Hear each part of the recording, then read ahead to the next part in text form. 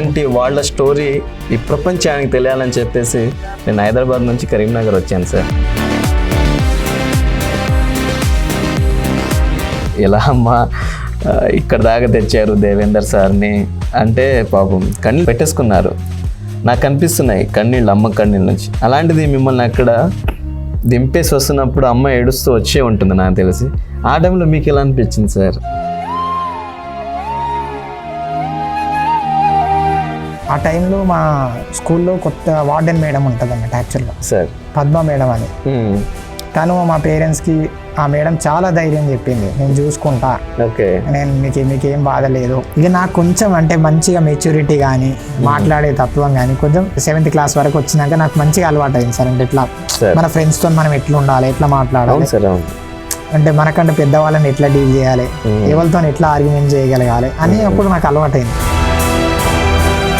చాలా గట్టిగా చెప్పి నన్ను ఒప్పించిండి. ఇక నువ్వు ఇదే కాలేజ్లో జాయిన్ కావాలి, Sai junior college, blind college, నువ్వు బ్లైండ్స్తో మంచిగా ఏం కాదు చదువుకో, ఇట్లానే ఉండాలి అని చెప్పి జాయిన్ చేసిండు.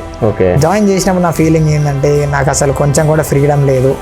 మా ఫాదర్ ఏంది నన్ను ఇట్లా ఈ కాలేజ్లో జాయిన్ చేసిండు, నాకు చదువుకునే ఇంట్రెస్ట్ లేదు అసలు, ఈ కాలేజ్లో ఏం చెప్తారో ఏం చెప్పారో అని ఒక అభద్రత భావం, ఇన్సెక్యూరిటీ అనేది వచ్చేసింది సార్. మామూలుగా మన ప్రిపరేషన్ టైంలో సార్ ఎన్ని గంటలు చదివేవాళ్ళు మీరు? అంటే మొత్తం మీద బుక్స్ అన్ని చదివేయాలి, 100% సిలబస్ కంప్లీట్ చేయాలని ఎప్పుడు నా స్ట్రాటజీ లేదు సార్.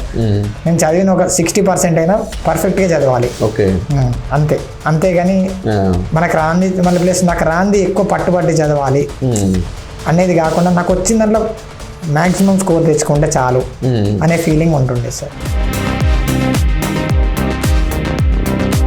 బేసిక్గా మన వాళ్ళు ఏమంటారంటే సార్ ఎకానమీ అంటే భయపడుతుంటారు. అవును సార్. మీరు వాళ్ళకి ఏం చెప్తారు ఎకానమీ గురించి? ఎకానమీ అంటే నేను కూడా భయపడేవాడిని సార్. ఇంటర్లో ఉన్నప్పుడు స్టార్టింగ్లో వేరే వాళ్ళు చెప్తే వాళ్ళకి ఇన్ని మార్క్స్ వచ్చినాయంటే ఇన్ని మార్క్స్ వచ్చినాయని చెప్తే అమ్మో ఇంత టఫ్, ఇంత తక్కువ మార్క్స్ వస్తున్నాయని అనుకునేవాడిని నేను అప్పుడు. ఒకసారి మనం ఫీల్డ్లోకి వెళ్ళినాక అట్లా ఏమనిపించదు సార్. మనం ఒక్కసారి ఫీల్డ్లోకి దిగినాక ఒక్కసారి మనం టచ్ చేసినామంటే నాకు ఏవైతే ఈజీగా ఉంటాయో వాటిని కొంచెం మంచిగా పర్ఫెక్ట్గా చదువుకునేవాడిని సార్. ఎందుకంటే మనకు వచ్చిన చాప్టర్స్ ఒక 15లో మనం ఒక 10 చాప్టర్స్ బాగా చేయగలిగినా కూడా అట్లీస్ట్ మనకు ఒక 100కి 70 మార్క్స్ మనం గెయిన్ చేయొచ్చు. ఈచ్ సబ్జెక్ట్ ఈచ్ చాప్టర్కి ఒక 10 మార్క్స్ కంపల్సరీ ఇస్తే. ఇవ్వకపోతే ఇంకా మనం ఏం చేయలేము, మన స్ట్రాటజీ వర్కౌట్ అయితే కాదో చెప్పలేము. కానీ సార్ ఇస్తే మాత్రం నాకు ఇచ్చారు, నాకు క్లియర్ అయింది సార్. అట్లా నేను ఆ స్ట్రాటజీ ఫాలో అయ్యాను, అక్కడ నాకైతే సక్సెస్ వచ్చింది. సో ప్రీవియస్ పేపర్స్ చూసారు, ఎగ్జామ్ ప్యాటర్న్లో ఎలా చదవాలో చూసుకున్నారు, సింప్లిఫై చేసుకున్నారు, ఏది ఇంపార్టెంటో అదే చదివారు. Auditor in pay and accounts, senior auditor, ఇట్లాంటి పోస్ట్ మంచి వేకెన్సీస్ ఉన్నాయి. యాక్చువల్లీ ఏపీలో అయితే అవి Group 2లో కూడా ఇచ్చారు అట్లా. సో మన వాళ్ళ కోసం సర్టిఫికేట్ వెరిఫికేషన్ కూడా వెళ్ళలేదు సార్. మీరు ఎవరికంటే తక్కువ కాదు, నాకు తెలిసి మీరు అందరికంటే మెరుగైన పర్సంటేజ్ తోటి అందరికంటే బెటర్ పర్ఫార్మెన్స్ చేసి అందరికంటే బెస్ట్ స్ట్రాటజీ ఉపయోగించి ఈరోజు Group 2 ఆఫీసర్ అయ్యి గ్రీన్ పెన్ పట్టుకుంటున్నారు. నాకు ఇష్టం లేకుండా మీరు వచ్చి చేయాలనుకున్నారు చూడండి, అవసరం అంటే మీరు ఇంటర్వ్యూ ఇవ్వకుండా పర్లేదు, నేను ఒక సెల్ఫీ తీసుకొని పోయి నేను ఫోటో ఫ్రేమ్ చేసుకుంటా, అవసరం అంటే నువ్వు ఇస్తే లేకుండా లేదు కానీ నేను వస్తా అని ఒక కమిట్మెంట్తో మీరు ఇక్కడ దాకా వచ్చారు కాబట్టి అది రియల్గా అంటే మీరు అంత మా మాట అన్నాక నాకు ఇంకా సరే ఇవ్వాలి, డెఫినెట్గా ఇంటర్వ్యూ ఇవ్వాలి ఎట్లయినా చేసి.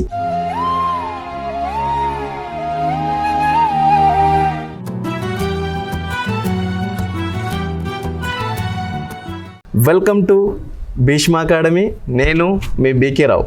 మన మట్టిలో ఆణిముత్యాల సిరీస్లో భాగంగా ఈరోజు నిజమైన అస్సలు సిస్సలైన మట్టిలో ఆణిముత్యాన్ని మీకు పరిచయం చేయబోతున్నాను. ఆయన గురించి నాకు ఏం చెప్పాలో అర్థం కావట్లేదు, అసలు ఎలా పొగడాలో తెలియట్లేదు, ఏం చెప్పాలో అర్థం కావట్లేదు. కానీ ఒక్క మాట మాత్రం హార్ట్ఫుల్గా చెప్పగలుగుతున్నాను. ఆయన ప్రపంచాన్ని చూడకపోయి ఉండొచ్చు, కానీ ఆయన మాత్రం ప్రపంచాన్ని జయించాడు. ఆయనే మన Group 2 ర్యాంకర్, ప్రస్తుతం డిప్యూటీ తహసీల్దార్గా విధులు నిర్వహిస్తున్న మన దేవేందర్ రెడ్డి సార్ గారు. సార్ నమస్తే సార్. నమస్తే సార్. సార్ ఎలా ఉన్నారు సార్? బాగున్నాను sir. Congratulations sir. Thank you so much sir. నేను మీ ఛానల్ ఫాలో అవుతుంటాను సార్, ఇట్లా ప్రతి ఇంటర్వ్యూస్ చూస్తూ ఉంటాను సార్. గురగల శేఖర్ సార్ ఎపిసోడ్ కానీ, Venkatesh Devasani sir episode, and అలాగే మొన్న రీసెంట్ గా మన handlooms and textiles ADO madam, మన జ్యోతి మేడంది కూడా ఇంటర్వ్యూ చూశాను సార్. ఇట్లా కొంతమంది నాకు టైం ఉన్నప్పుడు కంపల్సరీ నేను వాచ్ చేస్తాను sir. Thank you so much sir. Sir నిజంగా చెప్తున్నాను, హార్ట్ఫుల్గా congratulations sir. Thank you so much. మీకు ఫోన్ చేసి సార్ నాకు ఇంటర్వ్యూ ఇవ్వాలని చెప్తే మీరు ఓకే అనలేదు.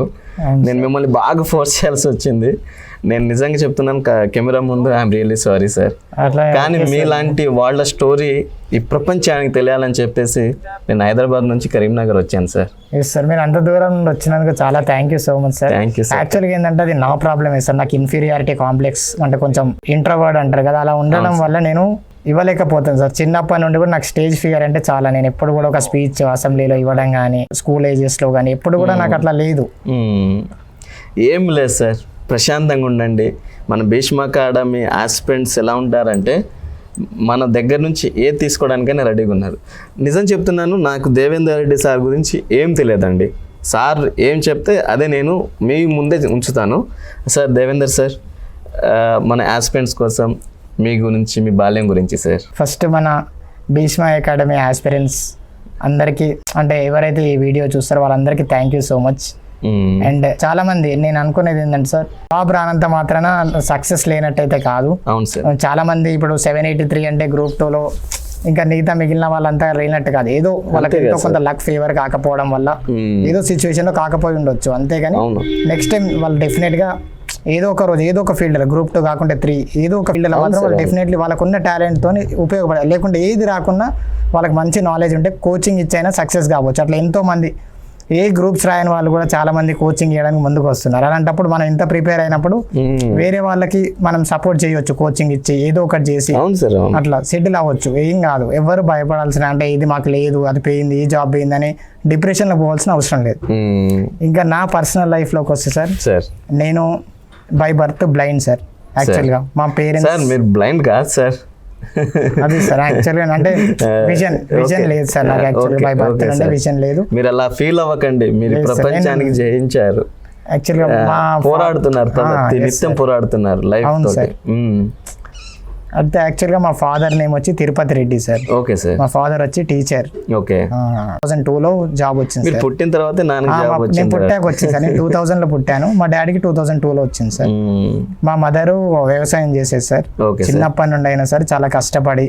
అండ్ వాళ్ళకి ఏంటంటే నేను చిన్నప్పటి నుండి నేను బ్లైండ్ కదా, అంటే బయట ఏమనుకుంటారు, వీళ్ళకి అసలు ఏమైనా ఎడ్యుకేషన్ ఉంటుందా, ఏముంటదా అసలు ఏమైనా ఛాన్సెస్ ఉంటాయా, వీళ్ళు ఇంతేనా, ఇంట్లోనే ఉంటారా, కష్టమవుతుంది కదా అని వాళ్ళు చాలా బాధపడేటోళ్ళు. ఎవరు వచ్చినా, ఇంటికి ఎవరు వచ్చినా కూడా చాలా బాధపడుతుంది. నాకు తెలియకపోతుండే కానీ, అంటే ఏడుపు అనేది తెలుస్తుంది కదా సార్, వాళ్ళు ఏవి ఎందుకు బాధపడుతున్నారు అనేది తెలియదు కానీ వాళ్ళు ఏడుస్తున్నారు అనేది మనకు తెలుస్తుంది కదా చిన్నప్పుడు. అట్లా చిన్నప్పుడు ఎవరైనా ఇంట్లో కూడా నాకు చెప్పినా నువ్వు బ్లైండ్ అని చెప్పినా కూడా నాకు నా మీద నాకే నమ్మకం రాకపోతుంది. నాకు ఏదో కనిపిస్తుంది అనే ఫీలింగ్ నాకు ఉండేది చిన్నప్పటి నుండి. అంటే కలర్స్ ని ఐడెంటిఫై చేయడం కానీ అట్లా చిన్నప్పుడు ఉంటుండే, ఇప్పుడు లేదు కానీ అప్పుడు ఏదో మరి ఎంకరేజ్మెంట్ కో ఏదో కానీ నేను అట్లా చేసేస్తుండే. వైట్ కానీ ఇట్లా ఏదో కలర్, ఇది కలర్ అంటే వైట్ అంటే తెలియకుండా నాకు తెలిసిన ఫీలింగ్. అట్లా లేదు, నాకు చూపు లేదనే ఫీలింగ్ అసలు లేకుంటుండే చిన్నప్పుడు. అట్లా ఫస్ట్ మా ఊర్లోనే ఇట్లా అంగన్వాడీ స్కూల్లో చదివిపించారు ఒక 1-2 ఇయర్స్ అట్లా. అంటే మామూలుగా అంటే మనకు అలవాటు కావడానికి కోసం పెట్టారు. అట్లా తర్వాత ఇట్లా చిన్నప్పుడే కొంచెం అంగన్వాడీ స్కూల్కి వెళ్ళినప్పుడు ఎలా అనిపించేది సార్?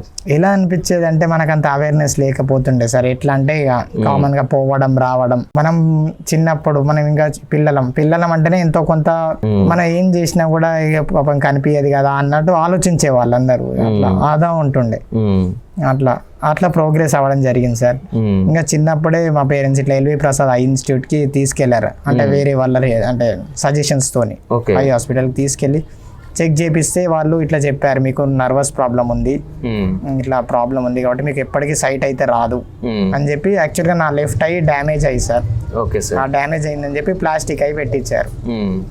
అట్లా తర్వాత వాళ్ళు ఇక్కడ కరీంనగర్లో కూడా మా పేరెంట్స్ చూసారు స్కూల్, అంటే మన బ్లైండ్ స్కూల్స్ ఉన్నాయని చెప్పి సెర్చ్ చేస్తే ఉంది ఇక్కడ యాక్చువల్గా తెలుగు మీడియం ఉంది. మా పేరెంట్స్ ఏంటంటే ఇంగ్లీష్ మీడియం ఎడ్యుకేషన్ ఉండాలి, అంటే ఇప్పటి నుండి ఉంటే అప్పటి వరకు ఏమైనా సెటిల్ అవుతారు అంటే, I mean that Telugu medium వాళ్ళు సెటిల్ కారని కాదు కానీ ఇంకేదైనా ఆప్షన్ ఉందా చూద్దాం ఫ్యూచర్ ఆలోచిస్తున్నారు. ఫ్యూచర్ ఏదో పాపం ఇప్పటికీ ఇబ్బంది ఒకటి పడుతున్నాడు. ఉంది. కాబట్టి మనం తప్పు కనుక్కోకండి సార్. అది మనం ఒక ఇంగ్లీష్ మీడియం స్కూల్ వేస్తే బాగుంటది అవును అని ఒక ఆలోచనతో ప్రసాద్ లోనే రీహాబిలిటేషన్ సెంటర్ ఉంటది. వాళ్ళు ఇట్లా చెప్పారు, ఇక్కడ Devnar school for the blind బేగంపేటలో ఉంటది, అక్కడ ఫ్రీ ఎడ్యుకేషన్ ఉంటుంది, కేజీ టు 10th వరకు ఉంటుంది అని చెప్పారు. అక్కడ జాయిన్ చేయండి, ఏం కాదు, బాగా చూసుకుంటారు అని చెప్పారు. అక్కడ మా స్కూల్, మన Devnar school for the blind founder వచ్చేసి సాయిబాబా గౌడ్ సార్. 1992లో స్టార్ట్ చేశారు. ఇప్పటికి 33 years అయిపోయింది. ఫ్రీ ఎడ్యుకేషన్ అన్ని ఫ్రీ ఉంటాయి. అట్లా బాగా చూసుకుంటుండే, అంటే నాకు ఏ లోటు లేకుండా అట్లా పేరెంట్స్ వచ్చినా రాకున్నా మంచి ఎన్వైరన్మెంట్. అంటే ఎవరైనా అడ్మిట్ అవ్వచ్చా సార్? బ్లైండ్స్ ఎవరికైనా సార్ ఫ్రీ ఎడ్యుకేషన్. అంటే మన ఆస్పిరెంట్స్ ఎవరైనా ఉంటే, అంటే మన వ్యూవర్స్ ఎవరైనా చూస్తే వాళ్ళకు కూడా ఛాన్స్ ఉంటుంది కదా? Yes sir, free education sir, మంచిగా చాలా బాగుంటాయి. నేను ఉన్నాను సార్ 2006 నుండి 17 వరకు సార్. నేను కంటిన్యూస్గా 11 years చదువుకున్నాను ఉన్నాను. అప్పుడు మా పేరెంట్స్ కొంచెం చాలా బాధపడ్డారు, అంత దూరం పంపించాలా హైదరాబాద్ అంటే ఒక బాధ ఉండేది. అవును సార్. కానీ ఇంకా ఎడ్యుకేషన్ కోసం అని చెప్పి చాలా రిస్క్ తీసుకొని ఆలోచించి పంపించారు నన్ను. అంటే మీకు తెలుసా అమ్మోళ్ళు హైదరాబాద్ పంపిస్తున్నారు అని చెప్పారా చిన్నతనంలోనే? నాకు చెప్పలేదు అనుకుంటున్నాను సార్, నాకైతే అంత గుర్తులేదు.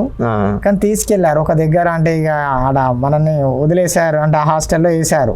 నాకు తెలియదు అదొక హాస్టల్ మరి ఏంది, ఎవరెవరినో తీసుకొచ్చి పరిచయం చేసి అంటే చూసుకోమంటే వాళ్ళు మంచిగా మాట్లాడడం, వాళ్ళు మంచిగా మాట్లాడుతుంటే వాళ్ళు మన ఇంట్లో వాళ్ళ లెక్కనే అనిపించేది. అరే మనం చూడండి, అంటే కొత్తగా ఏం అనిపించపోతుండే నాకు. అరే ఏంది ఇట్లా ఏందని మన పేరెంట్స్ ఏమో ఆన్ చేసి వెళ్ళిపోతారు కదా. అవునవును. వాళ్ళు వెళ్ళిపోతే ఏంటంటే వాళ్ళు మళ్ళీ వస్తారేమో, రేపు వస్తారేమో, ఎల్లుండి వస్తారేమో, ఈరోజు నైట్ వస్తారేమో అని ఒక ఆశ అట్లుంటుండే చిన్నప్పుడు కదా. మన పేరెంట్స్ వదిలిపెట్టి ఉండాలంటే అట్లా 2006లో స్టార్టింగ్ లో జాయిన్ చేశారు సార్ నన్ను స్కూల్లో జాయిన్ చేసి. మా పేరెంట్స్ ఇంకా చాలా బాధపడ్డారు, ఇంత దూరం పెట్టడం, ఒక బ్లైండ్ ఎట్లుంటాడో, అసలు చదవగలుగుతాడో లేదో, ఉండగలుగుతాడో లేదో అని చాలా బాధపడుతుండే వాళ్ళు. ఆ టైంలో మా స్కూల్లో కొత్త వార్డెన్ మేడం ఉంటుంది అన్నట్టు, యాక్చువల్గా పద్మ మేడం అని. తను మా పేరెంట్స్కి, ఆ మేడం చాలా ధైర్యం చెప్పింది, నేను చూసుకుంటా, నీకేం బాధ లేదు, నేను ఎట్లయినా చూసుకుంటా. అంటే అక్కడ ఉన్నప్పుడు ఇంకా ఆమెను చూసినామంటే ఇంకా మన పేరెంట్స్ మనకు గుర్తురారు అంతే. అంత మంచి మేడం. ఈ రోజు కూడా ఆమెనే వార్డెన్ ఉంది. 2025 వచ్చినా కూడా ఆ మేడమే వార్డెన్. 19 years. నేను 2006లో జాయిన్ అయ్యాను, అంతకన్నా ముందు నుండే మేడం వర్క్ చేస్తుంది. ఇప్పటికైనా ఆ మేడమే ఉన్నారు. అండ్ చాలా మంచిగా ధైర్యం, ఎప్పుడైనా వచ్చినా పోయినా కూడా మా పేరెంట్స్ వస్తే మంచిగా మాట్లాడి మంచి రెస్పెక్ట్ ఇచ్చి ఇంకా లంచ్ గిట్లా పెట్టి పంపించేది. ఇక్కడ నుండి వస్తారు కాబట్టి లంచ్ గిట్లా పెట్టి పంపిస్తుండే, చాలా మంచిగా చూస్తుండే. అంటే మోర్ దెన్ మా ఫ్యాకల్టీస్ ఇంతవరకు నాకు, అంటే 1 to 10th, అంటే KG to 10th వరకు ఎవరెవరైతే టీచింగ్ చేశారు, టీచింగ్ అనేది పెద్ద, అంటే బ్లైండ్స్ కి ఒక చెప్పడం ఎంత ఇంపార్టెంట్, అంతకు మించి మనల్ని కేరింగ్ గా చూసుకోవడం అది చాలా ఇంపార్టెంట్ అని బిలీవ్ చేస్తారు సార్. వాళ్ళు అట్లా చూసుకునే వాళ్ళు మనకు ఉన్నప్పుడు ఎడ్యుకేషన్ ఎట్లా ఉన్నా కూడా మనం గ్రో అయిపోతాము. అంటే అంత మంచి బెనిఫిట్స్ ఉన్నాయి, ఇంత మంచిగా చూసుకునేటోళ్ళు ఉన్నారని మనమే చదువుకోగలుగుతాం. అట్లా అంత బాగా చూసుకునేది. ఈ రోజు నేను ఈ స్థాయిలో ఉన్నా అంటే మా మదర్ ఫాదర్ తర్వాత ఆ మేడమే డెఫినెట్ గా. చాలా అట్లా సార్. మిమ్మల్ని అమ్మ అక్కడ వదిలేసి వచ్చేస్తుంది, నాన్న అక్కడ మిమ్మల్ని వదిలేసి వచ్చేస్తున్నారు అని అర్థమైంది అప్పుడు నాకు అంత అర్థం కాలేదు. అమ్మ ఏడుస్తూనే ఉంటుంది నాకు తెలిసి. ఇప్పుడు వచ్చినప్పుడు కూడా అమ్మ కన్నీళ్ళు పెట్టుకుంటుంది.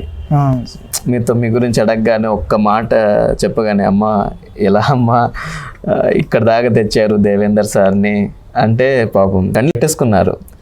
నాకు కనిపిస్తున్నాయి కన్నీళ్ళు, అమ్మ కన్నీళ్ళ నుంచి. అలాంటిది మిమ్మల్ని అక్కడ దింపేసి వస్తున్నప్పుడు అమ్మ ఏడుస్తూ వచ్చే ఉంటుంది నాకు తెలిసి.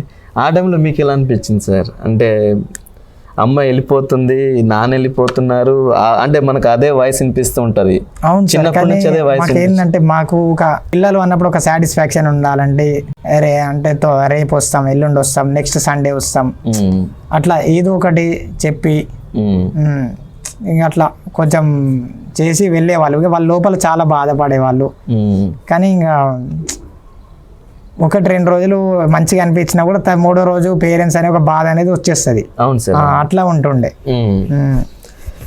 మరి స్కూల్లో జాయిన్ అయిపోయారు సార్. ఆ హాస్టల్ వాతావరణానికి, ఆ స్కూల్ ఎన్విరాన్మెంట్కి అలవాటు అయిపోయారా తొందరగానే? తొందరగా అంటే అలా ఏం లేదు సార్. అంటే ఇప్పుడు తొందరగా అంటే నాకు ఒక అంత ఈజీగా అలవాటు ఏం పడలేదు సార్. నాకు అందరిలో అంటే అందరితో కలిసిపోవాలి, మనం చిన్నపిల్లలం కాబట్టి అంత మెచ్యూరిటీ ఉండదు. అవును. కాబట్టి ఏంటంటే ఒక 2-3 years పట్టింది నన్ను నేను అంటే సరిగ్గా చేసుకోవడానికి. ఒక 2-3 years అయితే నాకు టైం పట్టింది సార్. అంటే అంత ఈజీగా అయితే నేను ఉండాలనిపించపోతుండే. అంటే చిన్నప్పుడు మన పేరెంట్స్ సండే వస్తారేమో అని ఒక వెయిట్ చేయాలన్నట్టు ఉంటుండే. పేరెంట్స్ సండే రాకపోతే వాళ్ళు మాట తప్పిరనే ఒక ఫీలింగ్ ఉండేది. అంటే అది LKG ఫస్ట్ క్లాస్లో లేదు కానీ ఒక 2nd, 3rd వచ్చినాక ఆ ఫీలింగ్ వచ్చేది. పేరెంట్స్ వస్తా అన్నారు రాలే, మాట తప్పిరు, అబద్ధం ఆడిరు అని ఒక ఫీలింగ్ ఉండేది చిన్నపాటి. అవును. ఎప్పుడైనా ఏడ్చారా సార్? అమ్మ రాలేదు? చాలా సార్లు ఏడ్చాను సార్. అది మనం జనరల్గా ఎవరైనా సరే ఎవరైనా ఏడుస్తారు. అండ్ ఇప్పుడు దసరా హాలిడేస్ ఇచ్చారనుకోండి, ఒక రోజు సరే మార్నింగ్ రావాల్సిన వాళ్ళు ఆఫ్టర్నూన్ వచ్చినా కూడా మార్నింగ్ రాలే కాబట్టి ఇక రారేమో అని ఒక బాధ, అంతే ఏడుపు వస్తుంది అంతే. అట్లా ఒక 2nd class వరకు 3rd class వరకు అట్లా ఏడ్చేవాడిని. ఇప్పుడు సార్ అలా ఏడ్చుకుంటూ కూర్చున్నప్పుడు ఎవరైనా ఓదార్స్తారా మనల్ని అక్కడ? అంటే ఒకసారి సిచ్యువేషన్స్ ఉంటారు, పిల్లలు కాదు, మా మేడం వాళ్ళు కానీ ఇట్లా ఓదార్చుతారు. వాళ్ళు ఓదార్చుతారు. ఇక వాళ్ళు చెప్పి కొన్నిసార్లు ఇక ఇంకా ఓదార్చడం అంటే తిట్టడమే. ఏదో అట్లా తిడితేనే సైలెంట్ అవుతాం, ఓదార్చినా సైలెంట్ అవుతాం, ఎట్లయినా కూడా అవుతాం కదా సార్. అట్లా చేస్తారు అన్నట్టు. భయపెడతారేమో, భయపెట్టడం లేకుండా అంటే చెప్పే కాడు. అంటే మనం ఊకే కొంచెం బాధ ఉంటుంది కాబట్టి 1-2 సార్లు గట్టిగా చెప్తేనే బెస్ట్ అని కూడా వాళ్ళు చేస్తారు సార్. మరి మన ఎడ్యుకేషన్ ఎలా నడుస్తుంది సార్? ఎడ్యుకేషన్ అంటే సార్ మన స్కూలింగ్ లెవెల్లో కానీ నేను ఇంటర్ వరకు చదువుకున్నప్పుడు అంటే KG to ఇంటర్. KG అంటే ఇంకా మనం ఓకే సార్, 1st class నుండి ఇంటర్ వరకు జనరల్ గా బ్రైల్ నేర్చుకోవాలి సార్. మనకి ఏదైనా బ్రైల్ అనేది చాలా ఇంపార్టెంట్. అంటే విత్ ఇన్ ద లిమిట్, అంటే మన బౌండరీలో మన స్కూల్లో ఇప్పుడు 10th బోర్డ్ ఎగ్జామ్స్ కి యూజ్ కాదు కానీ మనం చదువుకోవడానికి మనకి యూజ్ అయ్యేది బ్రైల్. అది ఫస్ట్ నేర్చుకోవాలి సార్. దానికి స్కూల్లో ఏంటంటే సపరేట్ టీచర్స్ని అపాయింట్ చేస్తుండే, ట్రైనర్స్. ఎవరికైతే బ్రైల్ మీద మంచి పట్టు ఉంటుందో, ప్రొఫిషియన్సీ ఉంటుందో ఇలాంటి వాళ్ళని అపాయింట్ చేసి నేర్పించేవారు. 6 dots అని ఉంటాయి ఒక స్లేట్లో, అంటే ఒక సెల్లో 6 dots ఉంటాయి. అట్లా ఒక స్లేట్ ఉంటుంది, స్టైలస్ ఉంటుంది. యాక్చువల్గా కరెంట్లీ నేను అంత ఇప్పుడు వాడట్లేదు సార్. యాక్చువల్గా ఏంటంటే మనం డిగ్రీకి వచ్చాక మొత్తం సిస్టమ్ ఓరియంటేషన్, సిస్టంలో మొబైల్లో చదువుకోవడం, విని చదువుకోవడం యాక్చువల్గా. అట్లా 6 dots అనేది ఉంటుంది సార్ యాక్చువల్గా. ఇట్లా మేడం వాళ్ళు నేర్పించేవాళ్ళు ఇట్లా బ్రైల్ రాయడం కానీ, ABCDలు కానీ, దాంట్లో అన్నీ ఉంటాయి. మనం ఏదైనా స్పెల్లింగ్స్ ప్రతి ఒక్కటి అట్లా ABCDs, ఏ అంటే 1 అన్నట్టు అట్లా కొన్ని కోడ్స్ ఉంటాయి అన్నట్టు ABCDs. అట్లా అంత ఈజీ నేర్చుకోవచ్చా? ఈజీ అంటే నేను చూశాను సార్. అంటే చాలా మంది ఏంటంటే ఈజీగా నేర్చుకోగలిగారు చాలామంది. కొంతమంది ఇప్పుడు నేనైతే నేర్చుకోవడంలో చాలా కష్టపడ్డాను సార్. అప్పుడు అంటే నాకు తెలియపోతుండే, నాకు అంత జ్ఞానం రాలేదు అప్పుడు. అవును సార్. ఇది మేడం చేయి పట్టుకొని ఇట్లా టైప్ అంటే స్టైలస్ తో ప్రెస్ చేపిస్తుంటే ఏదో మేడం చెప్తుంది అయిపోతుందిలే, మళ్ళీ నెక్స్ట్ డే మళ్ళీ మేడమే చెప్పిస్తుంది, మళ్ళీ మేడం అట్లనే చెప్పిస్తుంది ఒక ఫీలింగ్ ఉంటుండే, మనది ఏం లేదులే అన్నట్టుగా. మేడం అంటే మనకి చేయి పట్టుకొని నేర్పిస్తుండే కానీ ఏదో మనకి గేమ్స్ ఆడిపిస్తున్నట్టు, అది చేస్తున్నట్టు, ఇది చేస్తున్న ఫీలింగ్ వస్తుంది, అట్లా వస్తుండే. కానీ ఇంకా అట్లా 1st classలో అట్లా గడిచిపోయింది. 2nd classకి వచ్చాక ఇట్లా ఎగ్జామ్స్ పెట్టడం కానీ ఏదైనా చేయడం ఇట్లా సపరేట్గా పెడుతుండే బ్రెయిల్కి. బ్రెయిల్కి కానీ ఏదైనా ఇంకా సబ్జెక్ట్ వైజ్గా దాంట్లో ఒకటి బ్రెయిల్ అనేది కూడా ఒక సబ్జెక్ట్ పెట్టి ఎగ్జామ్స్ పెడుతుండే. అప్పుడు కూడా నాకు అంత బ్రెయిల్ అనేది రాకపోతుండే అప్పటి వరకు. 2 years అయిపోతున్నట్టు ఇక 2nd class టైంకి కూడా అంతంత మాత్రం కూడా నాకు రాకపోతుండే. 3rd class నుండి కొంచెం స్ట్రిక్ట్గా, అంటే నాకు కూడా కొంచెం భయం ఉండడం వల్ల అట్లా కొంచెం బ్రెయిల్ అనేది వచ్చింది. అట్లా బ్రెయిల్ అనేది అప్పుడు వచ్చింది సార్ 2nd classలో. ఇంకోటి ఏంటంటే మ్యాథ్స్ చేయడం ఎట్లా అంటే టైలర్ ఫ్రేమ్ అనేది ఒకటి ఉంటుంది. దాంట్లో జనరల్ గా టైప్స్ ఉంటాయి, వాటిలో పెట్టాలి నెంబర్స్ అనేది. ఇట్లా 1 షేప్ అయితే ఇట్లా పెట్టాలి, 2 అయితే ఇట్లా పెట్టాలని ఒక ఉంటది, అలా చూపెట్టి నేర్పించేవాళ్ళు. ప్రాబ్లమ్స్ ఏమున్నా, అడిషన్స్ ఉన్నా, సబ్ట్రాక్షన్స్ ఉన్నా, మల్టిప్లికేషన్స్ ఉన్నా, డివిజన్స్ ఉన్నా, ఇది అంటే జనరల్ లోవర్ క్లాసెస్ వరకు. హైయర్ క్లాసెస్ వాళ్ళకైతే ఇప్పుడు మెన్సురేషన్ ప్రాబ్లమ్స్ అయినా, ఫార్ములాస్ వేసి అట్లాంటివి చేయాలని, ట్రిగ్నోమెట్రీ చేయాలని, ఇవి చేయాలని కూడా ఫ్రేమ్ లో చేయడమే. అట్లా నేర్పించేవాళ్ళు మ్యాథ్స్ అనేది కూడా.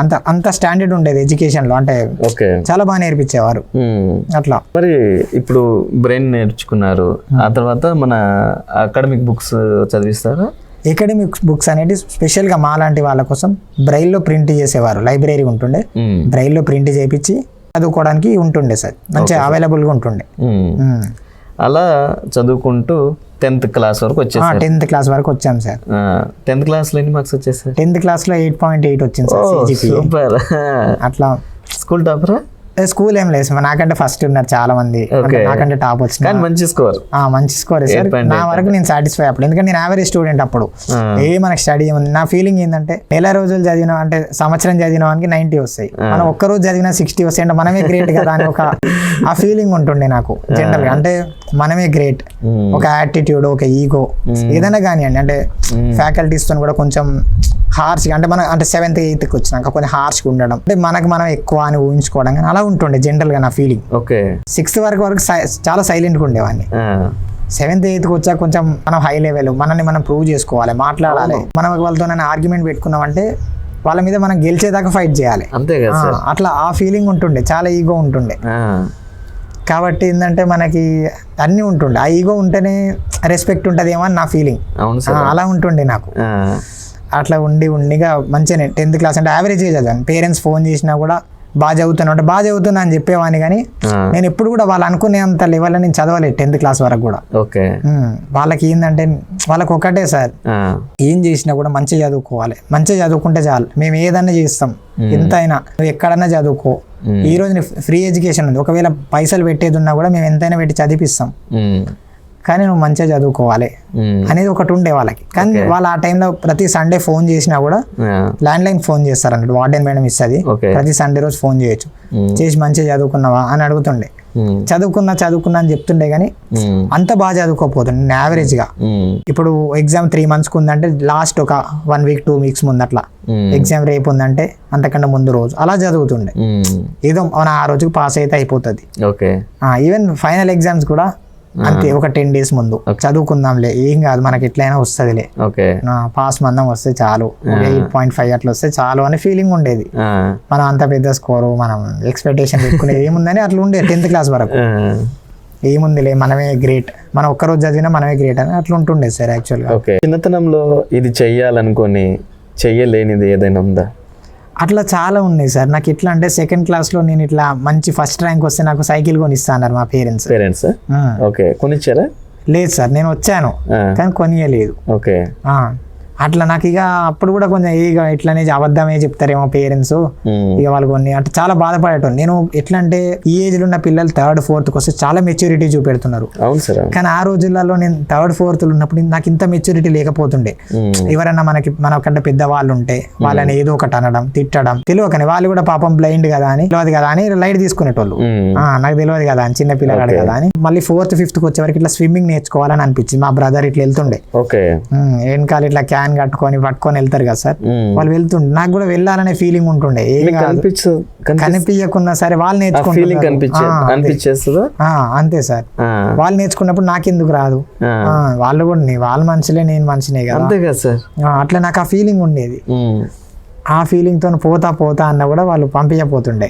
వాళ్ళు కొట్టిన, వాళ్ళు స్విమ్మింగ్ చేసిన, నేను ఎందుకు చేయలేను అనే ఫీలింగ్ చాలా ఇష్టమైనట్టు అల్లరి చేసేటోని, ఏడ్చేటోని ఎంతైనా కానీ అట్లా చేసేవాడిని, కానీ వాళ్ళు పంపించలేదు. అట్లా ఇక నాకు కొంచెం అంటే మంచిగా మెచ్యూరిటీ కానీ మాట్లాడే తత్వం కానీ కొంచెం 7th క్లాస్ వరకు వచ్చినాక నాకు మంచిగా అలవాటు అయింది. మన ఫ్రెండ్స్ తో మనం ఎట్లా ఉండాలి, ఎట్లా మాట్లాడాలి, అంటే మనకంటే పెద్దవాళ్ళని ఎట్లా డీల్ చేయాలి, ఎవరితో ఎట్లా ఆర్గ్యుమెంట్ చేయగలగాలి అని అప్పుడు నాకు అలవాటు అయింది.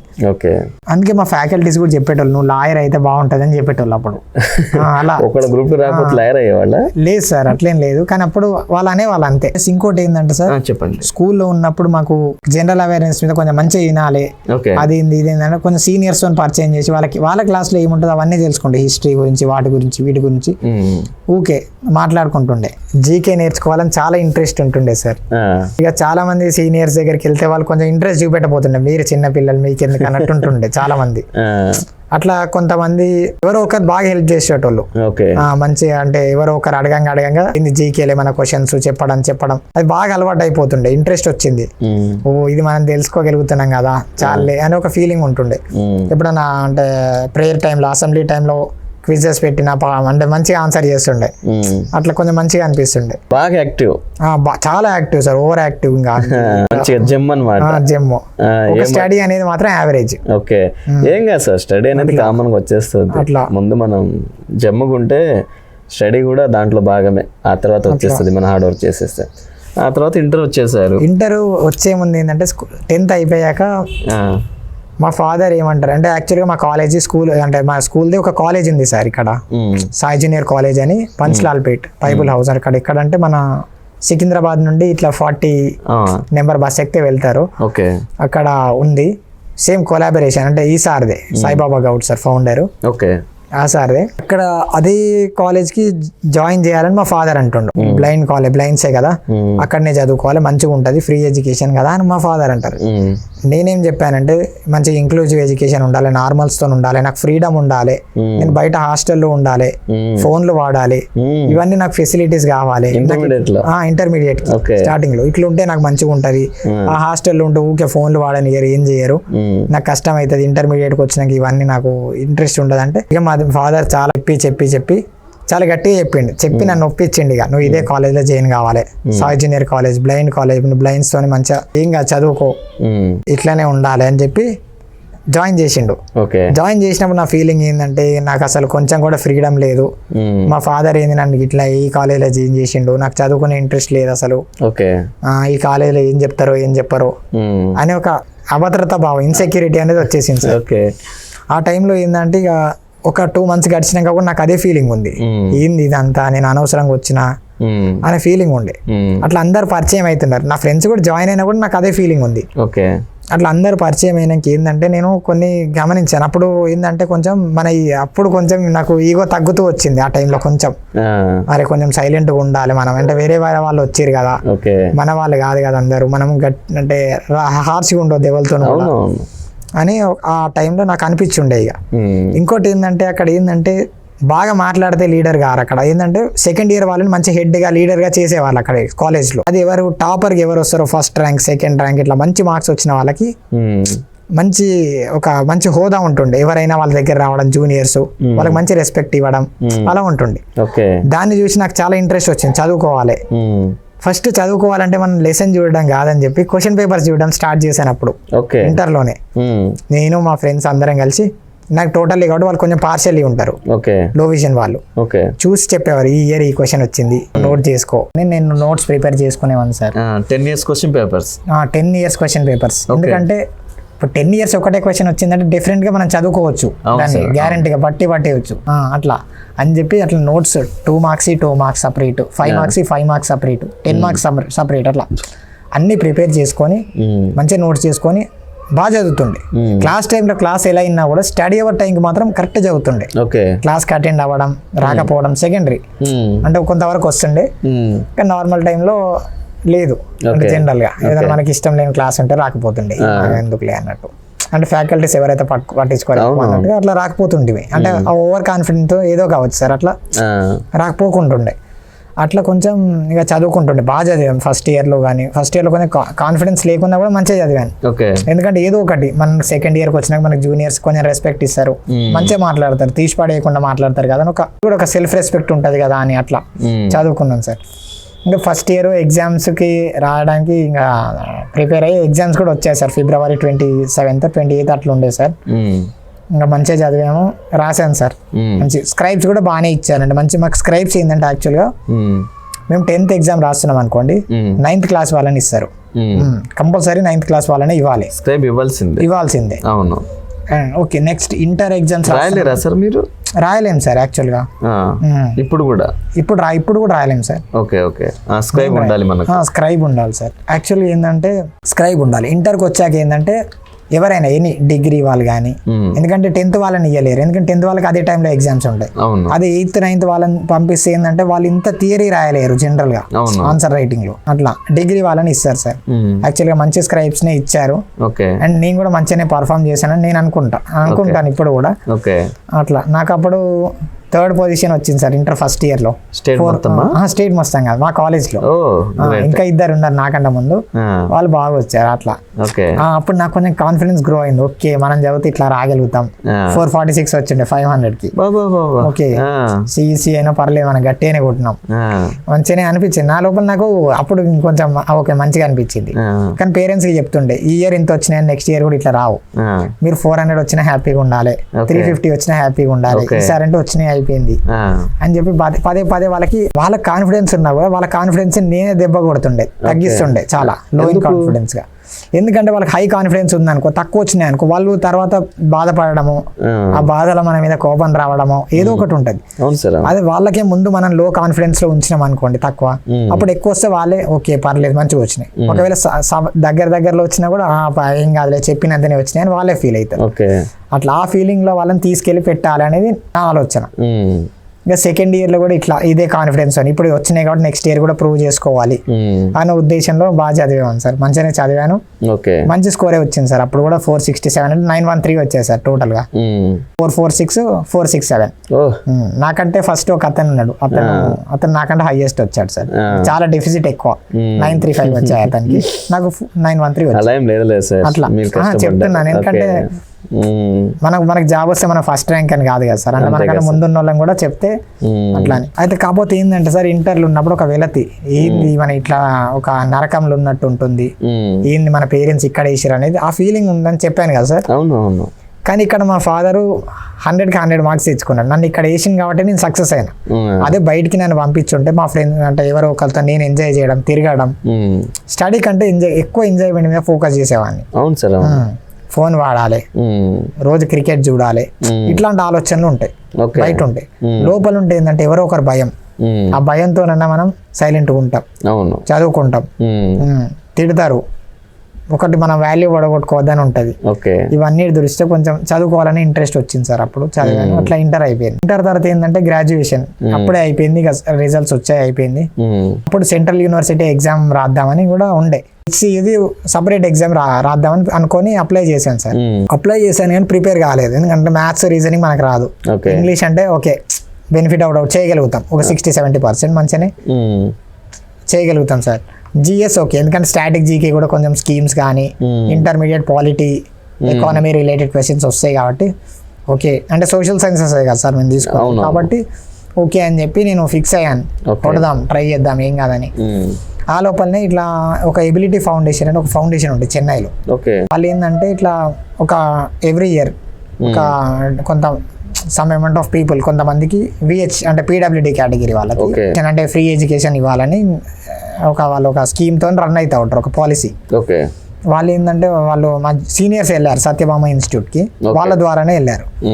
వాళ్ళు చెప్పడంతో ఇంకా సరే అప్పుడు ఎట్లా అంటే మా పేరెంట్స్ నాకు బీఏ చేయమని చెప్పారు, నాకేంటంటే బీబీఏ చేద్దాం, బీఏఎస్ ఏముంటది అంటే బిఏ తక్కువ అని కాదు, నాకు అనిపించిన ఫీలింగ్ ఆ రోజులలో. మీ ఆలోచన మీకు ఉంది, బీబీఏ చేద్దాం, మంచిగా కామర్స్ బ్యాక్గ్రౌండ్ ఉంటే కదా మనం వచ్చింది, మనకి అకౌంట్స్ వచ్చు, అన్ని చదువుకున్నాం కదా, మంచి టాప్ లేనేమో పర్లేదు కదా అని ఒక ఫీలింగ్.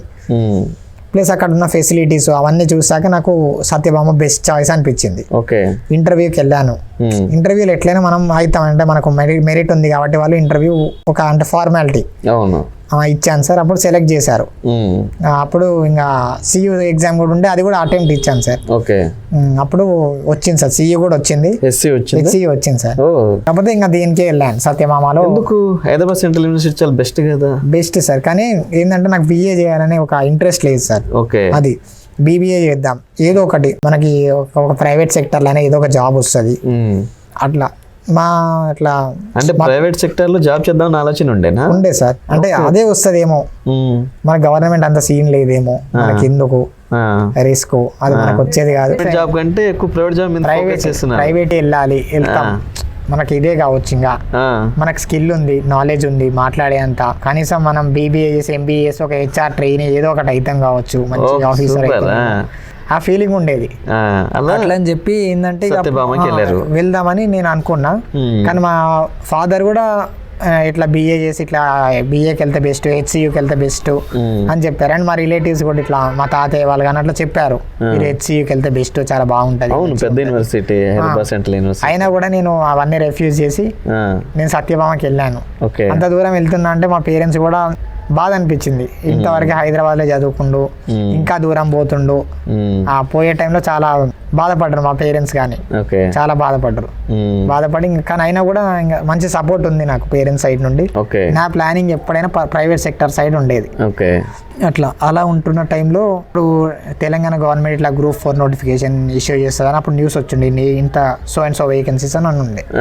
అప్పుడు మా ఫాదర్ చెప్పి నువ్వు మంచిగా ప్రిపేర్ కావాలి, ఇట్లా గ్రూప్స్ నోటిఫికేషన్ పడుతుందంట అని చెప్పారు.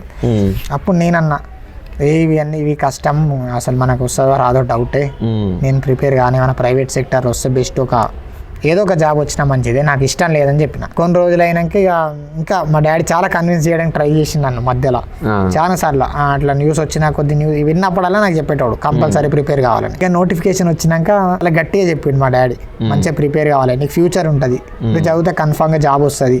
అప్పటి వరకు నేను ఒకసారి అమెజాన్ ఇంటర్వ్యూకి వెళ్ళాను సార్ బయట ప్రైవేట్ లో. వెళ్తే వాళ్ళు ఇంకా నేను బాగానే పర్ఫామ్ చేశానని నేను ఫీల్ అయ్యాను, కానీ వాళ్ళు రిజెక్ట్ చేసారు. కానీ తర్వాత ఏంటంటే ఓకే మనకంటే బెటర్ ఉండరేమో చాలా మంది అనుకొని ఇక సైలెంట్ అయిపోయి మళ్ళీ ఎందుకు ఇంకా అని సరేలే ఏం కాదు. మొత్తానికి కనిపించదా సార్?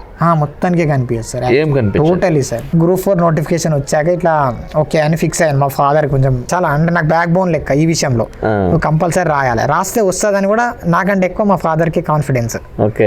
కాబట్టి నేను కూడా ఇంట్రెస్ట్ చూపెట్టి ఒకసారి మన బ్రేక్ ఆఫ్ వేకెన్సీస్ చూశాను సార్, ఎలా ఉన్నాయి అంటే మా కేటగిరీలో ఎట్లున్నాయి, జనరల్గా ఎట్లున్నాయని చూశాను. చూసే వరకు ఏంటంటే అన్ని విమెన్ అని ఉన్నాయి, ఒక్క పోస్ట్ కూడా మెన్ లేదు. యాక్చువల్గా వర్టికల్ రిజర్వేషన్ కాబట్టి అన్నిట్లా విమెన్ అని ఉండే వరకు ఇంకా నాకు అరే కొన్ని వేకెన్సీస్ ఉన్నాయి, మరి నేను ఏమైనా చేయగలుగుతున్నా, అది కూడా స్టేట్ క్యాడర్లో ఉంది, వస్తుందా రాదా అని ఫీల్ అయ్యాను. కొన్ని రోజులు ప్రిపేర్ అయ్యి రాసేద్దామని Group 4 కోసం జనవరిలో ప్రిపరేషన్ స్టార్ట్ చేశాను. ఎలా స్టార్ట్ చేశారు?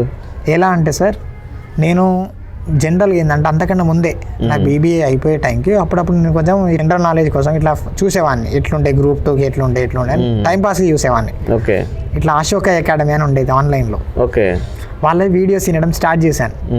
విన్నప్పుడు ఏంటంటే మంచిగానే అనిపించేది, ఓకే బాగానే చెప్తున్నారే, ఇంత ఈజీగా ఉంటుంది ఆ సబ్జెక్ట్ అంటే వాళ్ళు చెప్పే విధానానికి ఇట్లా చదివితే ఈ మార్కులు వస్తాయి, ఈ టాపిక్ ఎన్ని మార్క్స్ వస్తాయని చెప్పి ఇట్లనేనా సేమ్ ఇంటర్ 10th లెక్కనే ఉంది, మనం కొట్టి పడేయచ్చేమో అని ఫీలింగ్ ఉండే నాకు. ధైర్యం వచ్చేసి మనం కూడా చేయగలం, చేయగలుగుతాంలే. నేను అందుకే ఆ ఇన్స్టిట్యూట్ కి నేను కొంచెం ఎక్కువ మార్క్స్ వేస్తా, నాకు సబ్జెక్టు ఇవన్నీ సెకండరీ, వాళ్ళు ఇచ్చిన కాన్ఫిడెన్స్ దాని వల్లనే. ఇప్పుడు వాళ్ళు అట్లా కాదు, ఇంకా టఫ్ ఉంటుంది, ఇంత చదవాలని చెప్తే నేను ఆ రోజు గివ్ అప్ చేసేవాడిని. అంటే కొంచెం భయం ఉంటుంది, కష్టమేమో లే ఎందుకు, నాకు ధైర్యం లేనప్పుడు ఇంకా వేస్ట్ కదా సార్, మా పేరెంట్స్ ఎంత చెప్పినా కూడా కష్టం అవుతుంది. అశోక్ సార్ది నాకు కొంచెం ఆ టైంలో అనిపించుండే సార్, సరే ఈయన చెప్పే విధానం అంటే అది ప్రాక్టికల్ గా ఎట్లా ఉంటుందో మనకు తెలీదు. ఏదో మాట వరుసకైతే సార్ చెప్తున్నారు కదా, ధైర్యం ఇస్తున్నారు సార్, బేసిక్ గా చాలా ధైర్యం ఇస్తారండి. ఇప్పుడు తెలంగాణ మూమెంటే అనుకోండి, మీరు ఇట్లా క్రోనాలజీ చదవండి 10 మార్క్స్ వస్తాయి అంటే దీనికి ఇన్ని మార్క్స్ వస్తాయి అన్నాక మనకు చదవకుండా ఎందుకు ఉంటాం, అంతే కదా. ఆ ఫీలింగ్ అట్లుండే నా ఫీలింగ్. దాంతో ఇంకా ఓకే ఇట్లా ఉంటుంది కాబట్టి ఈ ప్యాటర్న్ మనం ఈజీగా అలవాటు చేసుకోవచ్చు. మల్టిపుల్ చాయిస్ బాగుంటుండే సార్, నాకు ఆ మల్టిపుల్ చాయిస్ని ఎట్లా ఐడెంటిఫై చేయాలి, ఎట్లా చదవాలనేది ఆ ప్యాటర్న్ నాకు బాగా తెలుసు సార్. ఎందుకంటే మాకు BBAలో ఏంటంటే ఇట్లా సిస్టమ్ ప్రాబ్లమ్ ఉన్నా అంటే మాకు నెట్వర్క్స్ విలేజెస్లో ఉన్న వరకు నెట్వర్క్ ప్రాబ్లమ్స్ ఉంటాయి కదా సార్, అట్లా అని చెప్పి ఏంటంటే వాళ్ళు మల్టిపుల్ చాయిస్ క్వశ్చన్స్ పెట్టేవాళ్ళు, 30 multiple choice 20 fill in the blanks పెట్టేవాళ్ళు, 50 మార్క్స్ సెమిస్టర్ ఎగ్జామ్. దాంతో నాకు చాలా అలవాటు అయిపోయింది, అంటే బేసిక్ గా అలవాటు అయింది ఎట్లా ఐడెంటిఫై చేయాలని. అట్లా సార్ చెప్పాక నేను ప్రిపరేషన్ చేయడం స్టార్ట్ చేసిన.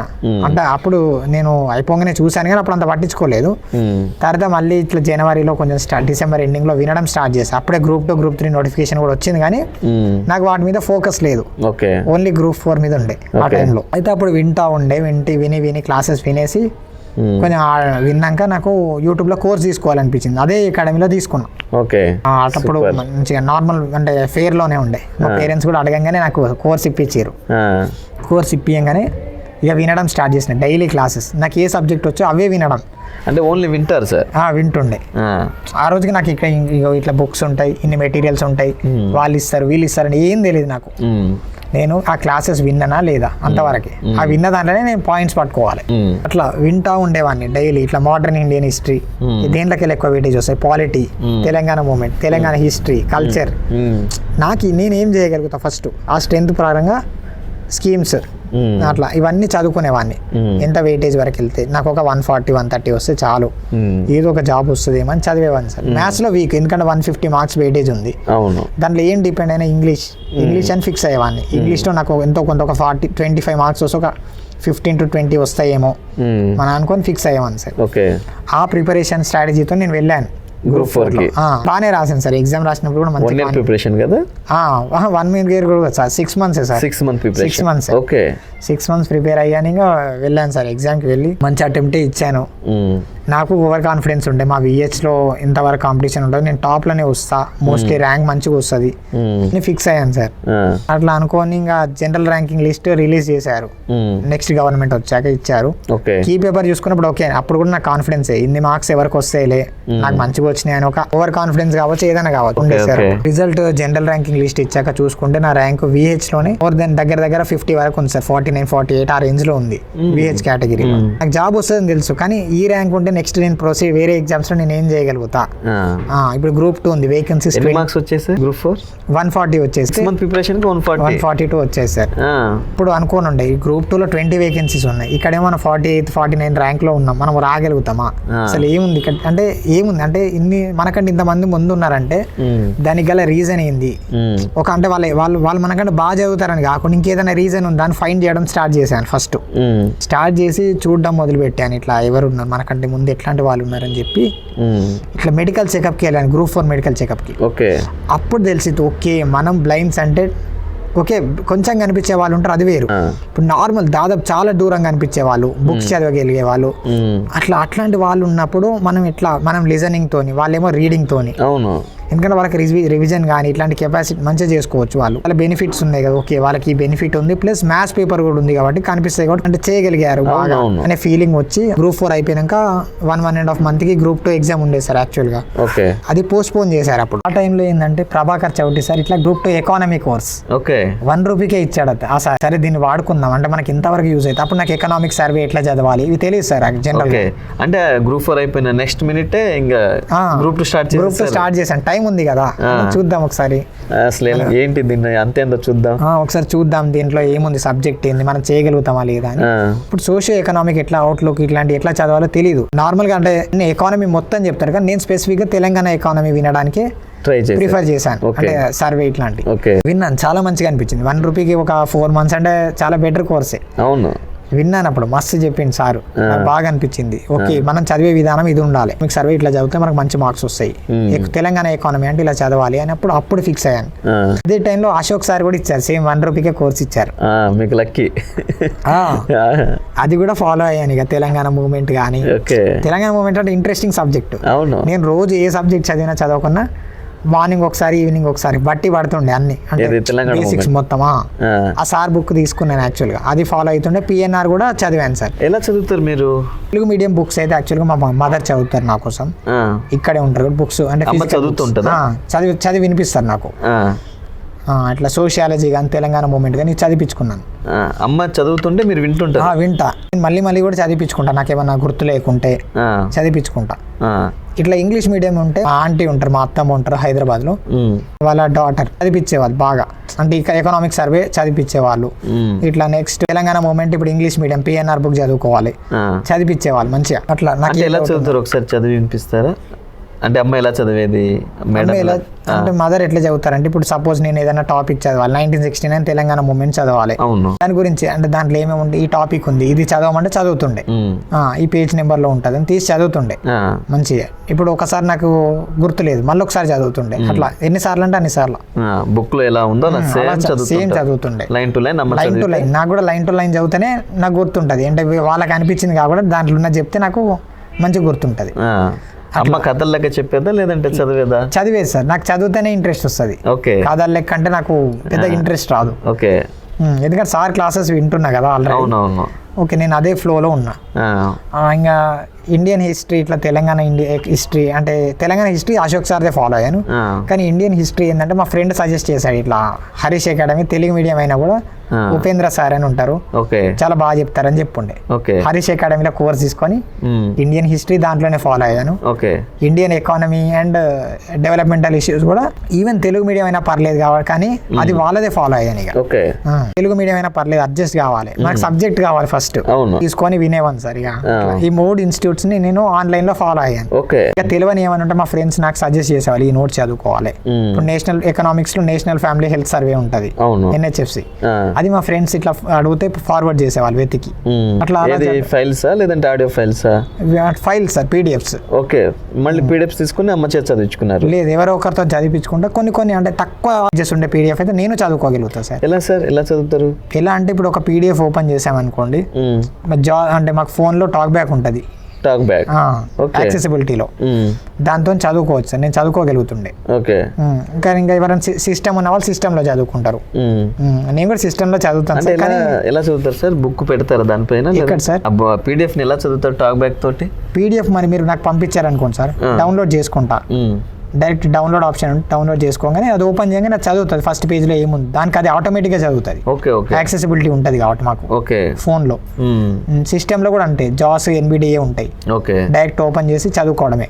మీరు వర్డ్ ఫైల్ పంపిస్తే చదువుకోవచ్చు డైరెక్ట్గా. కంప్యూటర్ పరంగా అంటే మేము నార్మల్స్కి ఇట్లా కంప్యూటర్ సిస్టమ్ నేర్చుకోవడంలో కానీ ఈ విషయంలో మాత్రం అంటే కాంపిటేటివ్ ఫీల్డ్లో కొంచెం మేము వెనక పడవచ్చు కావచ్చు కొన్ని విషయాలలో. ఇట్లా కంప్యూటర్ ఇట్లాంటి వాటిలో మాత్రం నార్మల్స్తో ఈక్వల్గా మేము చేయగలుగుతామని అయితే నేను చెప్పగలను సార్. ఈజీ అట్లా అట్లా ఇంకా ప్రిపేర్ అయ్యాను సార్, బాగానే ప్రిపేర్ అయ్యాను. మళ్ళీ కూడా ఒకసారి ఆగస్ట్లో ఎగ్జామ్ ఉండే నెక్స్ట్ 2024లో కూడా, అది కూడా పోస్ట్ పోన్ అయింది. ఆ టైం కూడా నాకు చాలా ఉపయోగపడ్డది. అంటే పోస్ట్ పోన్ మీకు పాపం చాలా మంది సీనియర్ ఆస్పిరెంట్స్ చాలా స్ట్రగుల్ అయ్యారు. నా ఒక్కరికి అయితే లాభం జరిగిందని నేను ఫీల్ అవుతున్నా సార్. నా లాగా ఇంకెవరికైనా లాభం జరిగిందా లేదా అనేది నాకు తెలీదు, కానీ చాలా మంది ఇబ్బంది పడ్డారు. నేను కొత్త ఆస్పిరెంట్ కాబట్టి నాకు కొంత యూజ్ అయింది. అట్లా అయితే సార్ ఇంకా ప్రిపరేషన్ నడుస్తున్నప్పుడు Group 1 ఫస్ట్ క్యాన్సిల్ అయినప్పుడు నాకు Group 1 నోటిఫికేషన్ వచ్చినట్టు కూడా తెలియదు సార్. అంటే ఫస్ట్ ఎగ్జామ్ జరిగినప్పుడు అది క్యాన్సిల్ అయిపోయింది కదా, అప్పుడు నాకు తెలియదు సార్. సెకండ్ టైం వచ్చినప్పుడు నేను అప్పుడు కూడా అది సేమ్ వాళ్ళకి కంటిన్యూ చేశారు ఎగ్జామ్. థర్డ్ టైం కొత్తగా గవర్నమెంట్ వచ్చాక మళ్ళీ కొన్ని వేకెన్సీస్ కలిపి రీనోటిఫికేషన్ ఇచ్చారు సార్, అది క్యాన్సిల్ చేసి. అప్పుడు ప్రిలిమ్స్ రాశాను, ఆ ప్రిలిమ్స్ క్లియర్ అయింది 1:50 కాబట్టి. మెయిన్స్ నాకు అంత డిస్క్రిప్టివ్లో అంత లేదు సార్. మా ఫాదర్ కోచింగ్ తీసుకోమన్నాడు, కానీ ఆ 2-3 months నేను కోచింగ్ తీసుకుంటే ఆన్సర్ రైటింగ్ కోసం. ఇప్పుడు Group 2 ఎగ్జామ్ అప్పుడే ఉంది, నెక్స్ట్ Group 3 అప్పుడే ఉంది, Group 1 కూడా అప్పుడే ఉంది. అంటే 1 month గ్యాప్ లోనే 1 month గ్యాప్ లోనే అన్ని ఉన్నాయి, అక్టోబర్, నవంబర్, డిసెంబర్లో. మరి అలాంటప్పుడు నేను ఎట్లా ప్రోగ్రెస్ చేయగలుగుతా? అటు ఇటు కాకుండా అయిపోతా. ఇప్పుడు వచ్చేటి కూడా రాకుండా అయిపోతాయేమో అని ఫీలింగ్ ఉండే. Group 2 కూడా వస్తుందో రాదు, మళ్ళీ ఈ ఆన్సర్ రైటింగ్ కోసం ప్రిపేర్ అవుతుండే అని Group 1 లైట్ తీసుకున్నాను సార్. లైట్ తీసుకొని Group 2 తోనే ప్రొసీడ్ అయిపోయాను. ప్రిపేర్ అవుతుండే. ఇక Group 3 ఎగ్జామ్ రాశాను సార్, అప్పుడు నవంబర్లో జరిగింది, 18th రాశాను. ఇంకా రాసినాక నాకు ఎందుకు అరే Group 3 ఎక్కువ వేకెన్సీస్ ఉన్నాయి, మరి ఇదైనా వస్తుందా రాదా అనే ఫీలింగ్ లేకుండే. వస్తుందనే గ్యారంటీ ఉండే, గ్రూప్లో మంచిగానే వస్తుంది. Group 3 ఎగ్జామ్ రాశాక నేను పేపర్ని అనలైజ్ చేశాను సార్. అంటే నెక్స్ట్ Group 2 1 monthలో ఉంది కాబట్టి ఎలా రాయాలని పర్ఫెక్ట్గా అనలైజ్ చేసుకొని, దీంట్లో వచ్చిన క్వశ్చన్స్ మళ్ళీ కూడా ఏమైనా రిపీట్ కావచ్చు అన్న క్వశ్చన్స్ని కూడా కొంత గుర్తుపెట్టుకొని ఇంకా మంచిగా ప్రిపేర్ అయ్యి వెళ్ళాను సార్ మంచిగానే. అండ్ నేను ఎక్స్పెక్ట్ చేసినట్టుగా కొన్ని క్వశ్చన్స్ కూడా రిపీట్ అయ్యాయి సార్. అంటే Group 2లో Group 3లో వచ్చినాయి, Group 2లో కొన్ని రిపీట్ అయ్యాయి సార్. అండ్ ఒక్కటి రిపీట్ అయినా ఎక్కువనే సార్, మార్క్ ఎక్కువ వచ్చినా కూడా మనం ఎంతో కొంతమంది ర్యాంక్లో ముందుంటాం. అట్లని చెప్పి నేను కొంచెం మంచిగానే ఫాలో అయ్యాను సార్. అంటే ప్రీవియస్ క్వశ్చన్స్ చూడడం, ఇదే నా స్ట్రాటజీ సార్. అంటే మొత్తం మీద బుక్స్ అన్ని చదివేయాలి, 100% సిలబస్ కంప్లీట్ చేయాలని ఎప్పుడు ఆ స్ట్రాటజీ లేదు సార్. నేను చదివిన ఒక 60% అయినా పర్ఫెక్ట్గా చదవాలి అంతే. అంతేగాని మనకు రాంది మళ్ళీ ప్లస్ నాకు రాంది ఎక్కువ పట్టుబట్టి చదవాలి అనేది కాకుండా నాకు వచ్చిన దాంట్లో మ్యాక్సిమం స్కోర్ తెచ్చుకుంటే చాలు అనే ఫీలింగ్ ఉంటుండే సార్. అట్లా మామూలుగా మన ప్రిపరేషన్ టైంలో సార్ ఎన్ని గంటలు చదివేవాళ్ళు మీరు? నేను డైలీ అంటే ఒక 6 hours సార్. వింటా కాబట్టి నాకు కొంచెం స్ట్రెస్ ఎక్కువ అనిపిస్తుంది సార్. ఇంకోటి మార్నింగ్ టైంలో నాకు వినాలంటే ఎక్కువ ఇంట్రెస్ట్ రాదు, నైట్ టైంలో వినేవాను సార్ మంచిగా. అంటే మీ డే ప్లాన్ ఎలా ఉండేది సార్ ప్రిపరేషన్ టైంలో? ప్రిపరేషన్ ప్లాన్ అంటే స్పెసిఫిక్గా నేను ఎట్లా కూడా ఇట్లానే ప్లాన్ చేసుకోపోతుండే సార్, ఫ్లోలో వెళ్తుండే. నాకు ఏది చదవాలనిపిస్తే అది అట్లా టాపిక్ మీద ఇంట్రెస్ట్ క్రియేట్ చేసుకుంటుండే సార్ ఫస్ట్ జనరల్గా. ఓకే, నాకు ఇప్పుడు జనరల్ సైన్స్ ఇట్లాంటివి ఉంటాయి, ఇవి నాకు ఇంట్రెస్ట్ ఉండేవి కాబట్టి దీన్ని ఏదో అట్లా లాస్ట్కి చదువుకుంటే చాలు, ఒక మాదిరిగా చదువుకుంటే చాలు అనే ఫీలింగ్ ఉంటుంది. కానీ ఇవి ఏవైతే మెయిన్ పేపర్స్ ఉంటాయో Telangana movement, economy and paper 2 వీటి మీద బాగా స్ట్రెస్ చేసి చదివేవాడిని. ఓకే, అట్లా. అంటే ఎక్కువగా మిమ్మల్ని ఇబ్బంది పెట్టిన సబ్జెక్ట్ ఏంటి గ్రూప్ 2లో? గ్రూప్ 2లో నన్ను ఇబ్బంది పెట్టిన సబ్జెక్ట్ అంటే యాక్చువల్గా సబ్జెక్ట్ బుక్లో నన్ను బాగా ఇబ్బంది పెట్టిందంటే సోషియాలజీ సార్. ఓకే, ఎగ్జామ్ పేపర్లో అంత ఇబ్బంది పెట్టలే కానీ చదివే దాంట్లో నన్ను చాలా ఇబ్బంది పెట్టింది. అంటే నాకు అర్థం అంటే ఎక్కపోతుండే సబ్జెక్ట్ అంత ఈజీగా. అది అంటే చెప్పడానికి చాలా సిల్లీగా ఉన్నా కూడా నాకు అదే సబ్జెక్ట్ ఎక్కలేదు అసలు. ఓకే, ఏంటంటే ఇట్లా ఈ సోషల్ మూమెంట్స్ కానీ కొన్ని ఎక్కుతాయి. అంటే మేజర్ అంటే కొంచెం ఇన్ఫ్లుయెన్షియల్ లీడర్స్ ఎవరైతే పెద్ద పెద్ద లీడర్స్ ఇట్లా పెద్ద ఒక కాజ్ కోసం ఫైట్ చేసి ఉంటారు అట్లాంటి వాళ్ళు ఎక్కుతాయి. కొంతమంది చిన్న లీడర్స్ ఉంటారు, అట్లాంటి వాళ్ళ గురించి చదివితే ఎక్కదు సబ్జెక్ట్. అలా చాలా ఇబ్బంది. అంటే కొన్ని ఇట్లా మ్యారేజ్ రిలేటెడ్ టాపిక్స్ కానీ ఇట్లాంటివి చదువుతుంటే అసలు ఎక్కపోతుండే సబ్జెక్ట్ అనేది, రిసీవ్ చేసుకోలేకపోతుండే. Terminology problem sir first. Economy ఏంటంటే మనకు అలవాటు ఉంది, అండ్ అంటే ఇట్లా తక్కువ చెప్తున్నాను కాదు కానీ ఇప్పుడు కొన్ని సబ్జెక్ట్స్ ఉన్నాయి సార్, ప్రావర్టీ అని అన్ఎంప్లాయ్మెంట్ కానీ, నేషనల్ ఇన్కమ్ కానీ, గ్రోత్ అండ్ డెవలప్మెంట్ కానీ, ఇట్లాంటి సబ్జెక్ట్స్ ఏంటంటే ఆల్రెడీ నేను ఇంటర్మీడియట్లో సిఈసి చేశాను. అవును, నేను చూసాను ఇట్లాంటి ఏమేమి ఎట్లా ఉంటాయి కొన్ని chapters, poverty and unemployment, growth and development, national income, industrial sector, agriculture sector, ఇట్లాంటివి చూసాను స్పెసిఫిక్ గా. అండ్ అక్కడ చూసినప్పుడు నాకు టాపిక్స్ కూడా కొంతవరకు సేమ్ కనిపించాయి. ఇట్లా ఇండికేటర్స్ ఆఫ్ ఎకనామిక్ డెవలప్మెంట్ కానీ అక్కడైనా సరే ఇక్కడైనా సరే same. Physical quality of life index, HTI, next social progress index, multi dimensional poverty index, ఇట్లా ప్రతిదీ కూడా ఇవన్నీ కూడా అక్కడ ఉన్నాయి ఇక్కడ ఉన్నాయి. కాన్సెప్ట్ అంతే, మనం ఏంటంటే డేటా ఒకటే ఎక్స్ట్రా యాడ్ చేసుకోవాలి అంతే. That is the difference. ఇంతే కదా, ఒక సింపుల్ గా తీసుకున్నా, సింపుల్ గా తీసుకొని పాజిటివ్ గా తీసుకొని చదివేవాడిని. అట్లా మనకు డేటా ఎన్ని క్వశ్చన్స్ అడుగుతాడు, 150 ఉంటే ఒక మాట ఒక 50-60 క్వశ్చన్స్ అడుగుతాడు. మిగతా 90 అయితే నీకు నార్మల్ గానే ఉంటాయి కదా అనే ఫిక్సేషన్ లో ఇక చదివేవాడిని సార్. అట్లా ఈ స్టాటిక్ పార్ట్ నేను బాగా చదివాను సార్. అంటే డైనమిక్ అంటే నేను స్టాటిక్ ఎక్కువ చదివాను. ఇప్పుడు 5 ఇయర్ ప్లాన్స్ నీతి ఆయోగ్ కానీ, ఇండస్ట్రియల్ సెక్టర్ లో industrial policies and industrial finance, ఇట్లా ప్రతి ఒక్కటి ఇండస్ట్రియల్ రిలేటెడ్ ఏది ఉన్నా కూడా చదివేవాడిని. ఇంకా అగ్రికల్చర్ సెక్టార్ లో కూడా నాబార్డ్ ఇట్లాంటి వాటి గురించి స్పెసిఫిక్ గా చదివేవాడిని. ఏదంటే స్టాటిక్ ఎక్కువ ఉంటే అవి. అట్లా స్టాటిక్ చదవడం వల్ల నాకు గ్రూప్ 3లో మైనస్ అయినా కూడా గ్రూప్ 2లో ప్లస్ అయింది చాలా వరకు. అట్లా బాగా చదివేవాడిని సార్. అట్లా నాకున్న స్ట్రాటజీ అయితే ఇది సార్, స్పెషల్ ఎకానమీ. ఇప్పుడు బేసిక్ గా మన వాళ్ళు ఏమంటారంటే సార్, ఎకానమీ అంటే భయపడుతుంటారు. అవును సార్. మీరు వాళ్ళకి ఏం చెప్తారు ఎకానమీ గురించి? ఎకానమీ అంటే నేను కూడా భయపడేవాడిని సార్. ఇంటర్లో ఉన్నప్పుడు స్టార్టింగ్ లో వేరే వాళ్ళు చెప్తే వాళ్ళకి ఇన్ని మార్క్స్ వచ్చినాయి అంటే ఇన్ని మార్క్స్ వచ్చినాయని చెప్తే అమ్మో ఇంత టఫ్ ఇంత తక్కువ మార్క్స్ వస్తున్నాయని అనుకునేవాడిని నేను అప్పుడు. ఒకసారి మనం ఫీల్డ్లోకి వెళ్ళినాక అట్లా ఏమనిపించదు సార్. మనం ఒక్కసారి ఫీల్డ్లోకి దిగినాక ఒక్కసారి మనం టచ్ చేసినామంటే ఈజీగానే ఉంటుంది సార్. ఫస్ట్ మనకి ఏది ఈజీ, ఇప్పుడు ఏదో ఒక మనం ఎకానమీ సిలబస్ లో ఒక 15 చాప్టర్స్ ఉంటాయి, అన్ని కలిపి తెలంగాణ, ఇండియా అండ్ 15 చాప్టర్స్ లో నీకు ఏదో ఒక చాప్టర్ ఈజీగా ఉంటుంది. ఆ ఈజీ చాప్టర్ ని ఫస్ట్ చూస్ చేసుకోవాలి. అప్పుడు నీకు కాన్ఫిడెన్స్ వస్తుంది, పక్క చేయగలుగుతాం, మేము చదవగలుగుతాం అని ఒక ధోరణి మనకు వస్తుంది. ఓకే, నేను ఈ చాప్టర్ నేను కవర్ చేసిన అంటే నా చేతిలో ఒక 10 మార్క్స్ ఉన్నట్టే, ఒక 8 మార్క్స్ ఉన్నట్టే అని ఫీల్ అయ్యి నెక్స్ట్ చాప్టర్ కూడా చదవడానికి ఇంట్రెస్ట్ చూపెడతారు. డెఫినెట్ గా చూపెట్టవచ్చు సార్, నేను అనుకుంటున్నాను. ఇది నా స్ట్రాటజీ. నాకు ఇక్కడ వచ్చినప్పుడు కూడా ఎకానమీ అంటే అబ్బాయి పబ్లిక్ ఫైనాన్స్ అవి అప్పుడు ఇంటర్లో కూడా ఉంటుండే కానీ ఇంత డెప్త్గా ఉండే ఈ బడ్జెట్ ఇవన్నీ చదవాలి కదా సార్. తెలంగాణ బడ్జెట్ అనేది చాలా లిమిటెడ్, చదువుకోవచ్చు. కానీ ఇండియన్ బడ్జెట్ చదవాలంటే ఫిగర్స్ బాగా గుర్తుపెట్టుకోవాలంటే కొంచెం కష్టంగా ఉంటుంది. నాకైతే కష్టం అనిపిస్తుండే సార్. ఇది ఏందబ్బా ఈ పబ్లిక్ ఫైనాన్స్ అంత అని అనిపించేది సార్, కష్టం అనిపించేది. అందుకే నేను అట్లాంటి చాప్టర్ ని నేను అవుట్ రైట్ గా రిజెక్ట్ చేసేవాడిని సార్. బడ్జెట్ చదువుకొని మిగతా రిజెక్ట్ చేసేవాడిని. అంటే సింప్లిఫై చేసేసేవాళ్ళ, డివైడ్ చేసేసేవాళ్ళు. అవును సార్. నాకు ఏవైతే ఈజీగా ఉంటాయో వాటిని కొంచెం మంచిగా పర్ఫెక్ట్ గా చదువుకునేవాడిని సార్. ఎందుకంటే మనకు వచ్చిన చాప్టర్స్ ఒక 15 లో మనం ఒక 10 చాప్టర్స్ బాగా చేయగలిగినా కూడా అట్లీస్ట్ మనకు ఒక 100కి 70 మార్క్స్ మనం గెయిన్ చేయొచ్చు. ఈచ్ చాప్టర్కి ఒక 10 మార్క్స్ కంపల్సరీ ఇస్తే. ఇవ్వకపోతే ఇంకా మనం ఏం చేయలేం, మన స్ట్రాటజీ వర్కౌట్ అయితే కాదో చెప్పలేం. కానీ సార్ ఇస్తే మాత్రం నాకు ఇచ్చారు, నాకు క్లియర్ అయింది సార్. అట్లా నేను ఆ స్ట్రాటజీ ఫాలో అయ్యాను, అక్కడ నాకైతే సక్సెస్ వచ్చింది. సూపర్. అట్లా మనం కరెక్ట్ గా స్ట్రాటజీ వెళ్తే okay sir. Telangana economy Chouti చదివారు సార్. అవును సార్. చౌటి సార్ చదివారు. ఓకే, మరి ఇండియన్ ఎకానమీ ఎవరు చదివారు సార్? ఎవరి ఇండియన్ క్లాసెస్ ఎకానమీ అంటే కొన్నిసార్లు చౌటి సార్ క్లాసెస్ విన్నా స్టార్టింగ్లో, కానీ తర్వాత నేను చూద్దాం అంటే కొంచెం స్టాటిక్ చదువుకోవాలి కాబట్టి సార్ ఏంటంటే కొంచెం కరెంట్ ఎక్కువ కలిపి చెప్తాడు. అవును, నాకు కొంచెం వెయిట్ అనిపించేది నా బ్రెయిన్కి, అబ్బా ఇంత ఎక్కువ అయిపోతుంది ఏందని చెప్పి నేను హరీష్ అకాడమీలో తీసుకున్నా. తెలుగు మీడియం అయినా పర్లేదని చెప్పి అక్కడ ఇండియన్ ఎకానమీ చదవడం స్టార్ట్ చేసి ఫస్ట్ డెమోగ్రఫీ చదివాను సార్. ఓకే, అది ఎందుకంటే స్కోరింగ్ అవును మంచిగా చదువుకోవచ్చు అని చెప్పి హరీష్ ఎవరు చెప్పారు సార్? హరీష్ లో ఇట్లా విజయ్ సార్. విజయ్ సార్ చెప్పారు. ఓకే, విజయ్ సార్ వీడియోస్ ఉంటాయి. నెక్స్ట్ ఇంకా రాధాకృష్ణ సార్ అని చాలా తెలుగులో చెప్తారు. ఓకే, ఆ సార్ వీడియోస్ వినేవాడిని. ఓకే, ఆ సార్ క్లాసెస్ బాగా ఫాలో అయ్యాను. అట్లా ఫస్ట్ డెమోగ్రఫీ స్టార్ట్ చేశాను అక్కడ. అండ్ ఇష్యూస్ అండ్ డెవలప్మెంట్లో కూడా వాళ్ళే విన్నాను సార్. ఓకే, దాంట్లో కూడా ఫస్ట్ మన ఇవే విన్నాను, గోల్స్, సస్టైనబుల్ డెవలప్మెంట్ గోల్స్, వాటి రిలేటెడ్ టాపిక్సే నేను విన్నాను సార్. ఓకే, ఎందుకంటే వాటిలో గ్యారంటీ మార్క్స్ వస్తాయి. అవును, అండ్ మనకు వచ్చిన కాడ పొడగొట్టుకోవద్దు, అది ముందే చదువుకుంటే బెస్ట్ కదా అనే ఫీలింగ్ తోని నేను ఆ స్ట్రాటజీ చేశాను సార్. అట్లా చదివేవాని. ఇంకోటి ఏంటంటే మనం ఎంతో చదువుకొని వెళ్తాం సోషల్ డెవలప్మెంట్ ఇట్స్ చేంజ్ లో, కానీ వాళ్ళు చాలా లిమిటెడ్ గా అడుగుతారు.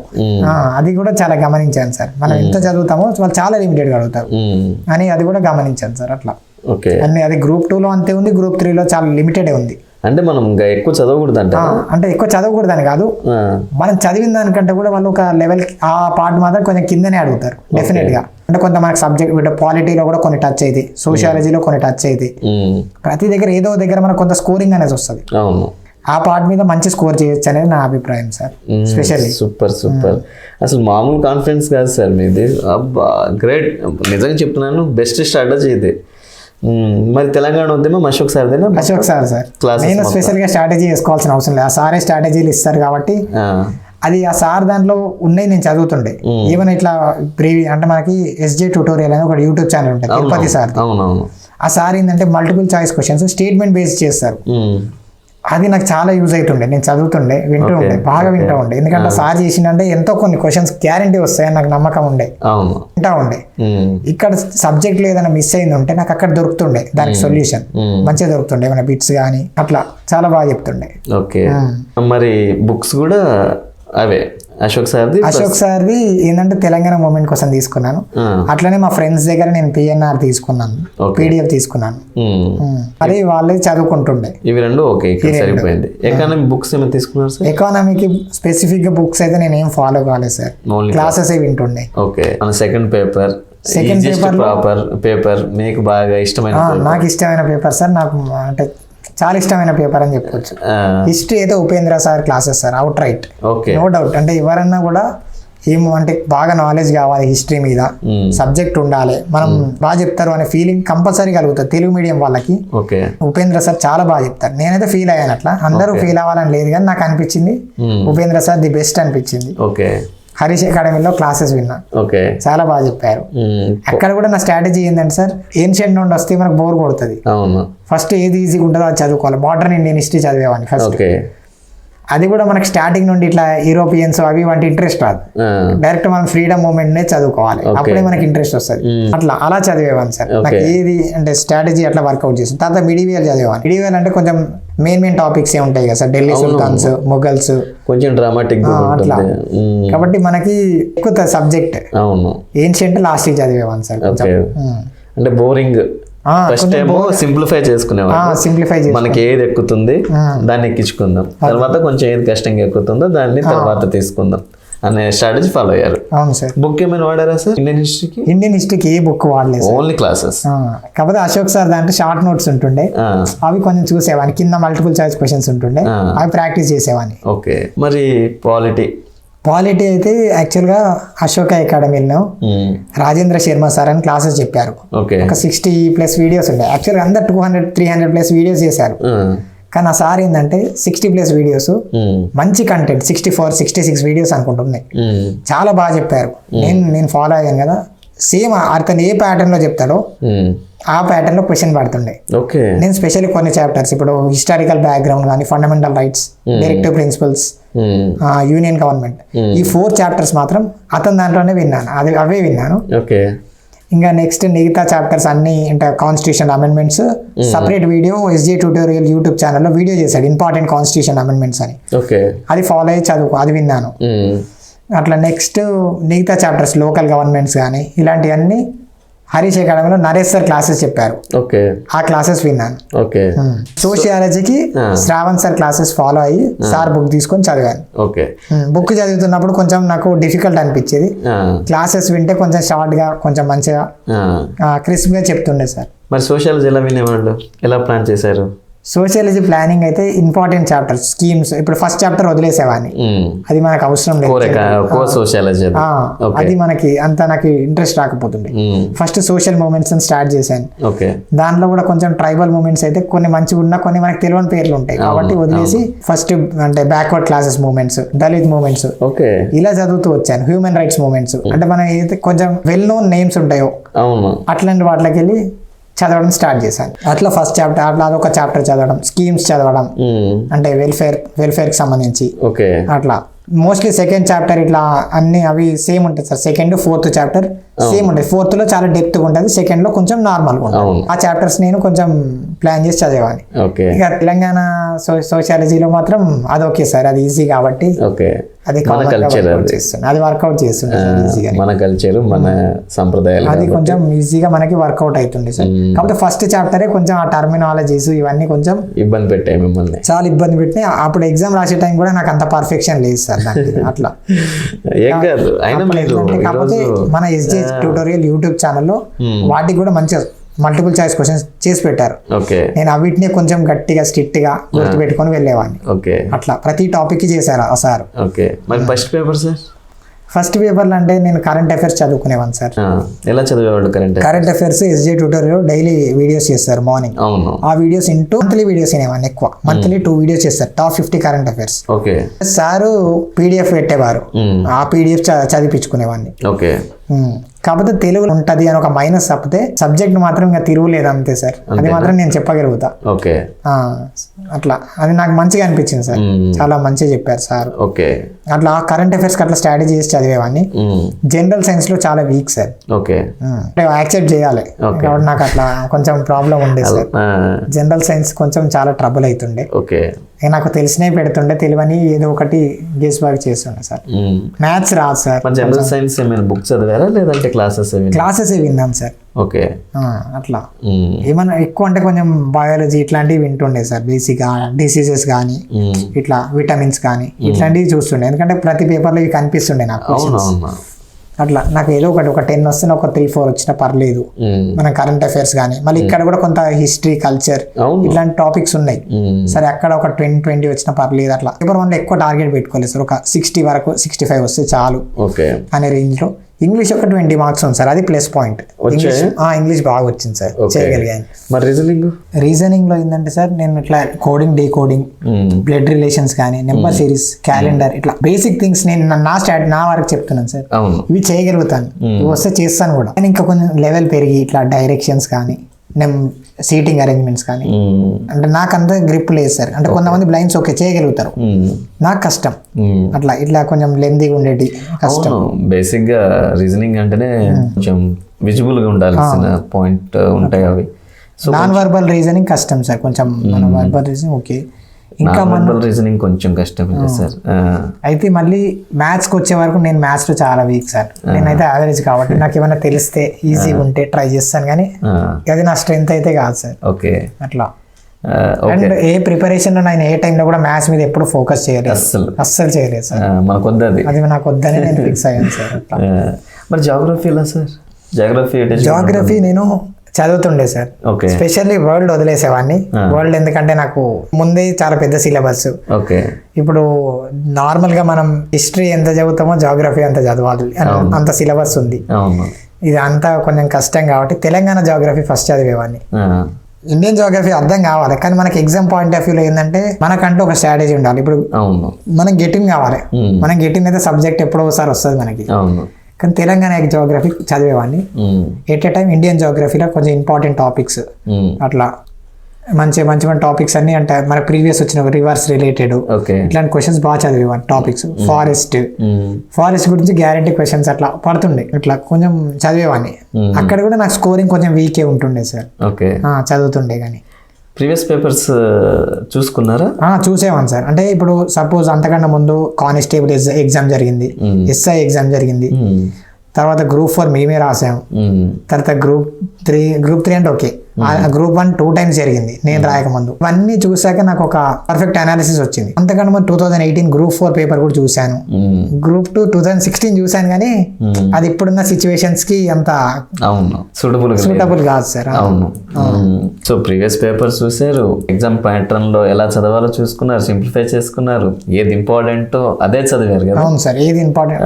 సిలబస్ మొత్తం చదవలేదు, మీకు టైం లేదా? 1.5 year కదా మీ మొత్తం టైం ఉంది సార్. యాక్చువల్లీ ఏంటంటే సిలబస్ మొత్తం చదవచ్చు, ఎంత మనం అయితే అంత గుర్తుపెట్టుకోలేం కదా. నేను అన్ని టాపిక్స్ విన్నాను, కానీ నేను గుర్తుపెట్టుకోలేను. కాబట్టి ఎగ్జామ్ ఒక టైం వచ్చే వరకు మనం ఇవి చదివితే చాలు. ఇవి చదివి ఇప్పుడు ఎక్స్ట్రా చదివాను అనుకోండి, ఇది కూడా వెళ్ళిపోతుందేమో అని ఒక భయం లోపల. కెపాసిటీ ఇంతే కావచ్చు, నేను ఒక 10 chapters చదివాను ఎకానమీలో, చాలు. అట్లా ఎగ్జాంపుల్ చెప్తున్నాను. ఇప్పుడు నేను ఎకానమీలో కొన్ని టాపిక్స్ కొంచెం స్కిప్ చేశాను. ఇప్పుడు పబ్లిక్ ఫైనాన్స్ ఇట్లాంటి టాపిక్స్ కొంచెం స్కిప్ చేశాను, ఎందుకో అది నాకు కొంచెం ఇబ్బంది అనిపించేది. అట్లా కాన్సెప్ట్ అంటే మనం ఏదైతే చేయగలం. ఇప్పుడు నేషనల్ ఇన్కమ్ ఉంది సార్, బేసిక్ గా మనం డేటా వస్తుంది అనుకుంటాం, డేటా చదువుకోవడంలో మనం ఉండి కాన్సెప్ట్ ని మర్చిపోతాం. కాబట్టి అది కాన్సెప్ట్స్ మీద ఫోకస్ చేసేవాడిని. అడిగితే ఇప్పుడు ఇట్లా పర్సనల్ ఇన్కమ్ అంటే ఏంటిది, రియల్ ఇన్కమ్ అంటే ఏంటిది, ఇట్లా జీడిపి, జిఎన్పి ఇట్లాంటి వాటి మీద ఫోకస్ చేసేవాడిని. మార్కెట్ ప్రైస్ అంటే ఏంటిది, ఫ్యాక్టర్ కాస్ట్ అంటే ఏంటిది, అట్లా బేసిక్ వాటి మీద ఫోకస్ చేసి చదివేవాడిని సార్. ఆ రోజుకైతే బాగా గుర్తుంటుండే సార్. ఇప్పుడు అంతా అప్పుడు చదివాం కానీ ఇప్పుడు గుర్తుండదు. అట్లా సార్. మొత్తానికి అయితే సాధించారు, విజయం సాధించారు, ప్రపంచానికి మీరేంటో నిరూపించుకున్నారు. అయితే యాక్చువల్ గా రాశాను సార్. ఎగ్జామ్ అయిపోయాక మార్చిలో రిజల్ట్స్ వచ్చాయి, March 10th తర్వాత వచ్చాయి సార్. అప్పుడు తెలిసింది 320 మార్క్స్ వచ్చాయి. ఎవరు చూసారు రిజల్ట్? రిజల్ట్ మా ఫాదర్ చూసారు, నాన్నగారు చూసారు. అట్లే మా అత్తమ్మ వాళ్ళ డాటర్ చూసారు, చెప్పారు. అండ్ మా ఫాదరు మంచి హ్యాపీగా ఫీల్ అయ్యిండు, చాలా హ్యాపీగా ఫీల్ అయ్యిండు.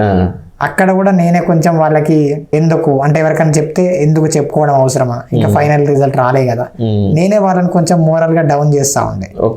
ఎందుకు చెప్పుకోవడం అవసరం ఇప్పుడే అని. అంటే మీరు వాళ్ళకి ఏంటంటే ఆనందం, చెప్పకండి, వాళ్ళకి ఆనందం. ఎందుకంటే మా అబ్బాయికి ఇట్లా వచ్చింది అని ఒక ఆనందం. నేను ఆనందాన్ని ఎప్పుడు కిల్ చేస్తుండేవాడిని, ఇట్లా చెప్పి ఇది చెప్పకండి వాళ్ళకి, వేరేటోళ్ళకి ఎందుకు ఇప్పుడే చెప్పుడని. అట్లనే నేను ఇంకా ఉండేవాడిని సార్. ఆ ర్యాంక్ చూసిన తర్వాత నాన్నగారు మీకు చెప్పారు? అవును సార్. ఎంత ర్యాంక్ వచ్చింది? నాకు టోటల్ గా 4800 ర్యాంక్ వచ్చింది సార్. 4800 320 మార్క్స్ వచ్చాయి సార్. ఓకే. మా విహెచ్ కేటగిరీలో అయితే 5th వచ్చింది sir. 5th rank. Great sir. అప్పుడు ఏమనిపించింది సార్? 5th ర్యాంక్ వచ్చింది, 320 మార్క్స్ వచ్చాయి, ఇంత కష్టపడ్డారు అంటే అసలు మల్టీనేషనల్ కంపెనీ సైడ్ వెళ్దాం అనుకున్నారు.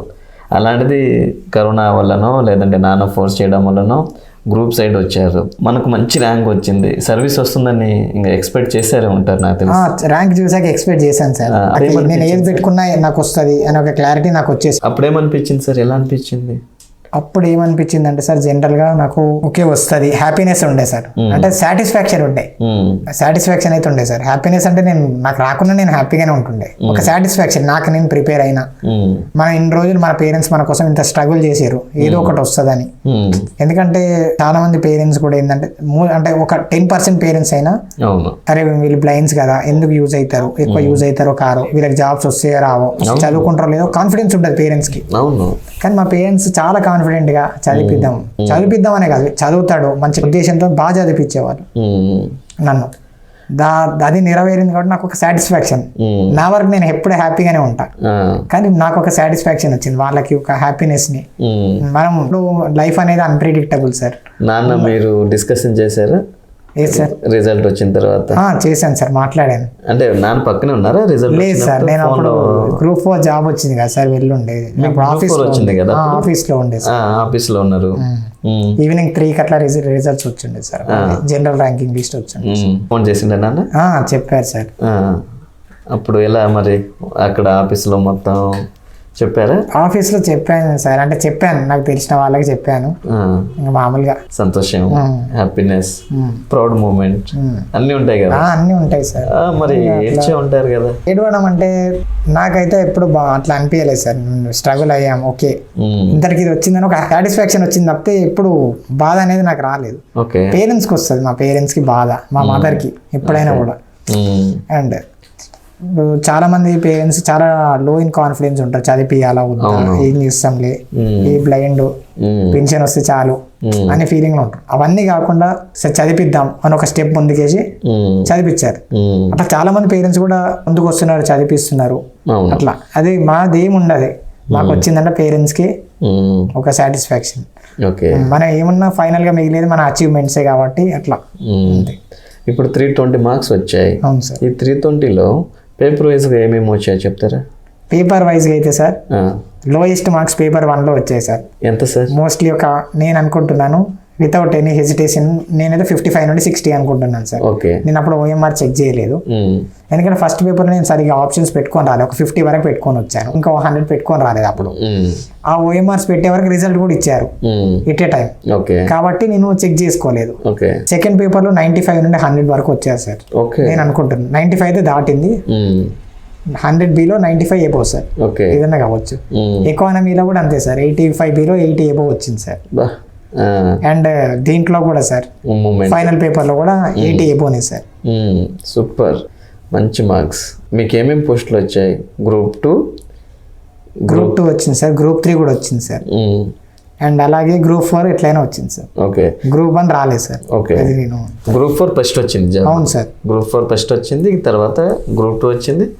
గ్రూప్ 3 సర్టిఫికేట్ వెరిఫికేషన్ వెళ్ళలేదు సార్. ఎందుకు వెళ్ళలేదు అంటే సార్ నాకు వచ్చింది. ఇప్పుడు మా అంటే నార్మల్స్కి నా వల్ల ఏం ఉపయోగం ఉండకపోవచ్చు, కానీ మా కేటగిరీలో, మా కమ్యూనిటీలో, మా విహెచ్ కమ్యూనిటీలో ఎవరో ఒకరికి జాబ్ వస్తుంది. ఒక్కరికి కాదు, ఇద్దరికి వస్తుంది. సీనియర్లో ఒకరికి వస్తుంది, జూనియర్లో ఒకరికి వస్తుంది. నేను వెళ్ళకుంటే ఎవరికి ఒకరికి లాభం. ఎందుకంటే నేను ఇప్పుడు వెరిఫికేషన్కి వెళ్ళలేదు అనుకో, వెబ్ ఆప్షన్స్ పెట్టకుంటే నాకు కిందున్న వాళ్ళని పిలుస్తారు కదా, ఛాన్స్ ఇస్తారు, వాళ్ళకి జాబ్ వస్తుంది. అక్కడికి లాస్ట్ ఎడ్జ్లో ఎవరికైనా రాని వాళ్ళు ఉంటారు, వాళ్ళు ఒకరైనా ముందుకు వస్తారు. ఇది అసలు నాకు సీనియర్ పోస్ట్ రాదు అనుకునే వాళ్ళకి సీనియర్ పోస్ట్ అని వస్తుంది. అదొక గ్రూప్ 2 లేక అదొక సాటిస్ఫాక్షన్. ఇప్పుడు గ్రూప్ 2లో ఉన్న కొన్ని పోస్టులతో సమానమైన పోస్టులు ఉన్నాయి, సీనియర్ అకౌంటెంట్ ఇన్ ట్రెజరీస్ కానీ, auditor in pay and accounts, senior auditor, ఇట్లాంటి పోస్టులు మంచి మంచి వేకెన్సీస్ ఉన్నాయి. యాక్చువల్లీ ఏపీలో అయితే అవే గ్రూప్ 2లో కూడా ఇచ్చారు.